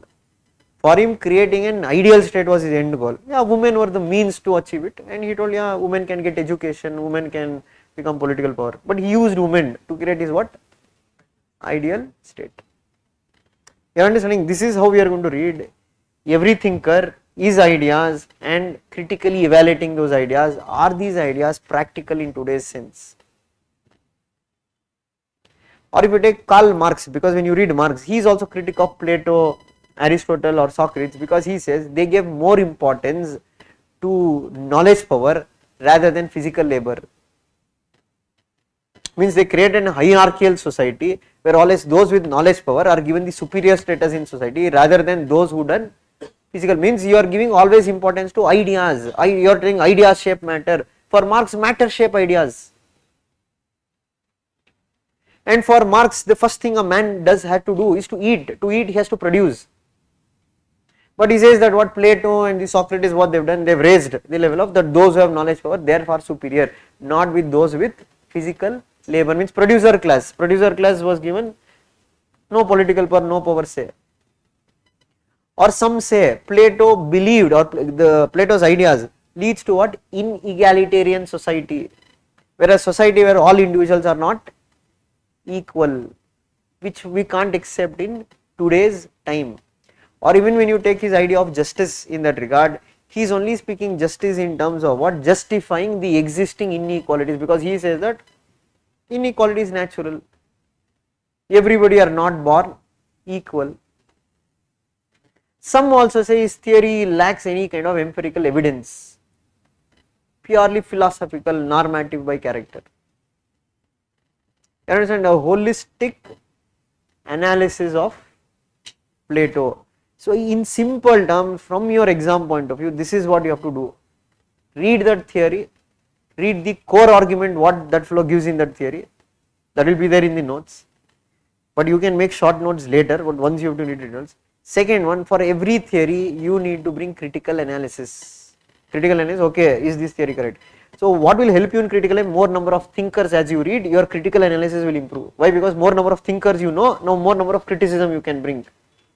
Means you will start looking at that issue completely from different, because Plato told democracy is the worst form of government. But if you take J.S. Mill, he told democracy is the best form of government, it develops the best virtues and in individual. Second point. So that is why, as Lasky says, every political thinker is a child of his time, so was Plato. And that is what we say, that Plato is great in certain ways because he has spoken about certain advanced ideas ages before. But the problem with Plato is also that he is too radical, not only for his times, even for the present times. That is what we say, Plato's prescription was correct, sorry, diagnosis was correct, but his prescription was far worse than the disease. Got the point? Understood? This is a simple sense what we are going to read in Plato. Plain and simple, that's what I told. You can't read 80-100 page notes for writing this much content. See, the other advantage in that, let us for argument's sake, you didn't understand very clearly what is idealism and what is materialism. But in your answer, when you write that Plato belongs to school of idealism, the evaluator does not have a mechanism to check whether you really know it or you don't know it. See, I am not encouraging saying that you do it, but I am telling just as a, that does not mean I am not telling don't read depth, read in depth. I am telling why this is an exam, that we say it's not only based on knowledge, because even if you know, you don't know if you write, the evaluator, he does not have a mechanism of evaluating whether you really know it or not. Simple, many times you can just, Plato belongs to school of idealism, Marx belongs to school of materialism. Even you didn't really understand what exactly is idealism, what exactly is materialism. But that's why I told, this exam is about 50% knowledge, 50% examination skills. Only those who work on both areas will succeed in the exam. Those who work, see, without knowledge, skill cannot develop. There is no chance. You don't have knowledge, you can't do anything. Out of question. But you have only knowledge, you have not developed your skills, examination skills. That's why I told, here the coaching is not meant to teach you the subject. Here the coaching is meant you to give the necessary skills that are required for this exam. So in UPSC coaching, most of them, one of the mistakes happen in many coaching areas is that they'll only work on the knowledge part, they don't work on the skill part. Why they work only on the knowledge part?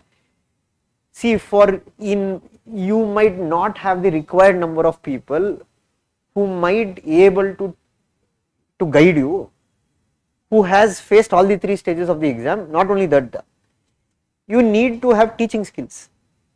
See, there are a lot of cases that can happen. Brilliant teacher means your articulation skill is very good, you brilliantly give examples, but you have not passed prelims only. You don't have the experience how to write mains, how it will come in mains, how to handle interview. The other case study, you are a brilliant person in writing mains, you are clearing you know the tricks of the exam, but you might not be a brilliant orator, you can't sit in a class, explain things, you can't hold the attention of the class. There are only few cases where you find people who will have both these skills. So the problem many times what happens in many of places, when they lack either of the thing, they won't touch on the other. Meaning, okay, let us think you don't have the examination skill, so what you limit yourself teaching in a class? The subject, the stories. It can be entertaining, it can be captivating. The question we need to ask ourselves is that, really is it that helping me in the exam in terms of writing an answer?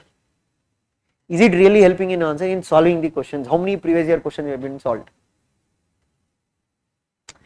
That is what we also, when we take demo classes here of faculties who want to pour in, that is the 2 things what we check. I don't know what other places, that is what we check in Insights. I know, at least in those things where me, Manjunath sir or somebody we sit for demo, that is what we look at the person. 2 things. One, he should have knowledge. I am not telling extensive knowledge, he should have at least the basic knowledge in that subject. Second thing what he has to have is that, how does he explain things to the students? Can he explain the thing from a common man perspective? It should be not like, what is that, this Manmohan Singh is speaking economics, you are not able to understand anything. It's that Shashi Tharoor is speaking something, you are not able to understand any one word. The reason is that you have to look at the number of students what we get, what is the background of these students and how they have to be able to understand. But third, we will also look in whether that fellow has examination skill, and how? Through asking him questions. Okay, what will be the answer for this question? What you would have written? We don't want him to write the answer. We have to just him to explain. Okay, how would he would have handled this question? What is the content he will write? So 3 blocks tick. Okay, fine. This fellow can be suitable for what? Communicating. But I don't know at other places whether that happens or not. In some places, what will happen? They'll only go for captivating. What is captivating? Okay, very good, brilliant orators. 0 examination skills. Means you don't speak out the exam, you don't speak out what questions will come in the exam, you don't speak out what is practicality. For that time you can be a romantic in the sense love of the subject is so much that you will get lost in the subject, reading so much. Let us say 80 pages for Plato. And how many questions you are going to write on Plato? 2-3 questions. You need a summary, but I am telling yeah, you can read certain things where you don't understand. PYQs will be a important thing. Means now once you studied Plato, got a basic idea, go back home, look at what are the questions they have asked on Plato. Just look at, I am not telling answer those questions, just look at the list of questions they have asked on Plato. You will find most of the questions, earlier questions used to be in form of quotes. A philosopher should become king or king should become philosopher. The world will never rest from its evil unless, that's one quote, comment. Reality is the shadow of ideas, comment, Plato. Or they might also give a question saying that state is individual writ large, comment. They will, in the statement, they also give you the name of the person who is quoting that statement. The reason was they want you to understand who is saying it, you need to bring the context of that statement and then analyze and go and say that okay, you can decide. But if you see in essay paper, they will just give quotes, they don't give the name of the person who is told that quote. Because in essay paper, they are not interested who said that quote, they are more interested in knowing what is your reflections of that quote. You have observed, you see in ethics paper and in optional paper, whenever they give a quote, they give the name of the person who has said that quote. But if you look at in essay paper, there will be never the name of the person who is saying that quote, because in essay it is more creative expression of your ideas on that particular quote. They are not asking from Marx's point of view, they are not asking from Plato's point of view. What does that mean to you? But here it is not only what does mean to you, first you will have to what does that means to Plato. Okay, so if they give a quote, unless philosopher becomes kings or kings learn the art of philosophy, the world will not rest from its evil. Plato, comment. So why they are doing Plato? Okay, Plato has told this quote. First you have to write why did he say this quote? Where did he say this quote? What is the meaning of that particular quote? You want to explain that he was what you can say, he wanted to revive Athens. Athens was suffering from nepotism and favoritism, and for him the root cause of all this problem were the rulers were not knowledgeable enough. Rulers belong to the world of matter, they did not belong to the world of ideas. Hence Plato wanted a highly knowledgeable person to become a ruler. That is why he gave that particular statement. Then you will write the counterpoint. How does he identify? Through his education system and communism of wives and property. Not in detail, just will mention about it. But then you say, however, people like Aristotle, or you can read later when you read Gandhi. Gandhi says rulers don't need extensive knowledge, rulers should have common sense. Okay, or second one you can say what Plato told, Karl Popper criticizes, saying that it leads to, he is an enemy of open society, it can lead to a totalitarian state. And you can also say knowledge alone cannot be taken as an antidote to power. Even the most knowledgeable person, if he is given absolute power, power corrupts, absolute power. See, write your understanding, don't always try to read from where in the book I will write. Organically bring your viewpoints, organically bring your arguments, that is when they will give you marks. If you just keep always looking at writing from a book, it will look too artificial. You are understanding, when you read a concept, try to logically think what are the common points you can write. See, I had a friend called as Hanumantraju, one more my friend, like he was into IRS. So, you won't believe, you go ask him in one. In starting, he thought, he never knew Plato, he was used to tell Pluto. But he scored 216 in his first attempt. Why? Because he was very, very good in his analysis. Till today, see, Darshan might have scored marks well. But till today in my life, his track record is that he has never failed any means. till now whatever mains he has written, UPSC mains, KPSC mains, he has cleared every mains. He is not a person who has intense knowledge. Even if you ask him, he will tell that I am not a person, so knowledge. But where his beauty lies in, you give him any question, he will analyze it so organically in that regard, logical, common sense. He'll tell why this fellow would have told this statement. Okay, this is how it would happen. He'll write so organically in his writing. It looks so natural in his answers. That is one thing I learned from him. He is also one of the reason why I got more in PSIR, because he taught me that. Because he felt that my answers were too mechanical. Just writing from a book, quoting from a book. He told you have to be organic, you have to think logically. That is when I also started thinking, okay, fine, forget about the book. I can write these answers on my own, even if I know. See, that is the thing. First time when he wrote, with least preparation, he was not so. You ask him, he will tell Plato, he used to tell Pluto. But he still got interview call when the first mains he wrote. The reason is that, that's why I told you, he is very, very good analytically, something that he has groomed, period of time. When people become analytical, when they don't have too much knowledge. Because when you have too much knowledge, you will think what I need to write, what is the logical. When you have too much knowledge, you are going to dump. You are not going to think anything, I have read this, I will dump it in my answer. But one who has limited knowledge will always logically think, what should I write for this particular question? Okay, why they have given this particular statement? He logically think, okay, why did this fellow tell this statement? That's how you learn. That is how you break down a statement. When you read a statement, first break it down from that fellow's point of view. Why did Plato tell like that? What is the reason for that? Reason why? Because he knew that Athens was suffering from nepotism, favoritism, corruption. What it led to? It led to bad governance. So that is what was the solution he wanted to find. He wanted to find those who are knowledgeable should be. Who is that knowledgeable? Philosopher. Or kings should learn the art of philosophy. Why? Because when they learn philosophy, they develop true knowledge. When they know true knowledge, they don't run behind material wealth. They really run behind true happiness. Then critically analyze that, saying that okay, what is the point of giving too much power in hands of one person? Absolute power corrupts a person absolutely. Second one, okay, what is the guarantee that knowledge alone is an antidote for power? History has shown that whenever too much power is given in hands of any person, he has become corrupt. Got it? And these are all two things maybe for past, not in present times. Given the current population, current stage, you can't say that we are going to identify a person through the education system what he gave. It is impractical. Hmm.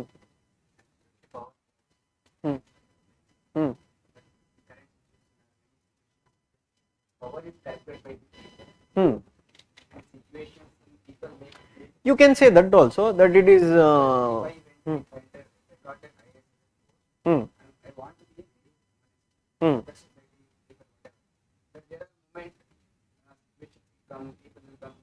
political leaders, that made me correct. Not that IAS post. But what made you do that? The position. If you are not in that position, how you could have made it? See, what he is telling is also true. He says that it's not only power corrupts people, people also can corrupt power. Means power is given to you to not misuse it, but you are misusing it under certain occasion. That also you can say. But in general, you got that power that it can be misused. So this fellow, what he is telling, when you say people gets corrupt, same thing he is telling. People with average wisdom, when they go into this position, they will corrupt the power. But he is telling, bring a philosopher king who is highly knowledgeable, who will not corrupt. But what history has always shown, when there is unhindered power, when there is no limitation on an individual's power, that will result in arrogance. That can lead to what? So you are saying that, means what he is saying, that the entire belief system is placing on his theory, that what? He has reason, that is why that fellow will not become corrupt. Now what is the guarantee for that? For example, A.Q. Khan, Pakistan's nuclear scientist, was highly knowledgeable, but he sold the nuclear weapons to North Korea. Proliferation. Or in general life also, so in today's life also if we see, is that then corruption is always done by those who are less knowledgeable. Actually extremely intelligent people are also highly corrupt, they are very manipulative. This is an ethics question they have asked. Do you think corruption is only done by poor people? Not necessary, right? Corruption happens at all levels. It can happen at the poorest level, it can happen at the richest level. End of the day, it is based on the values what you stand for. So that is what Aristotle told. We can't risk power into an individual. Always there have to be rule of law. Means no individual is above the law. All individuals are bound by the law. Law acts as a protection against what? Any kind of arbitrary exercise of power. And that is why you can say Aristotle's ideas in some ways has shaped the modern day constitutionalism. This is also a question they have asked in one of the previous year exam, critically examined, because when you read Aristotle you understand many of his elements what he speak about you find in modern day constitutional governments. Got a basic idea that how we will be going about. So I will be uploading the notes today on the portal. So tomorrow we will start with actually the first part, that is what different what means. First you have to take down for first part, because in the previous notes it's bit what you can say, means new elements have to be added now into the notes. So for the first notes you will have to take it down, that what is a political theory, what is a political theory, then you can just blindly go through the written notes with it. And there is one more, there will be a printed notes also sent. Printed notes is like a short notes of the thinkers, okay, that you need not need it now, you read it later once you complete your written notes. For a revision you can use the printed notes. Got it? And once we do Plato in detail, then I'll take up certain questions from the previous year, or you also bring your previous year question book. So you also keep, because we won't be able to solve all the previous year question, maybe we are solving the difficult ones which are there, but maybe any question if you feel that you are not able to answer it, or you are not getting an idea how to answer it, that you bring it to class, we will be able to discuss in the class that what should be the answer for it. As I will maintain a separate notebook for answer writing.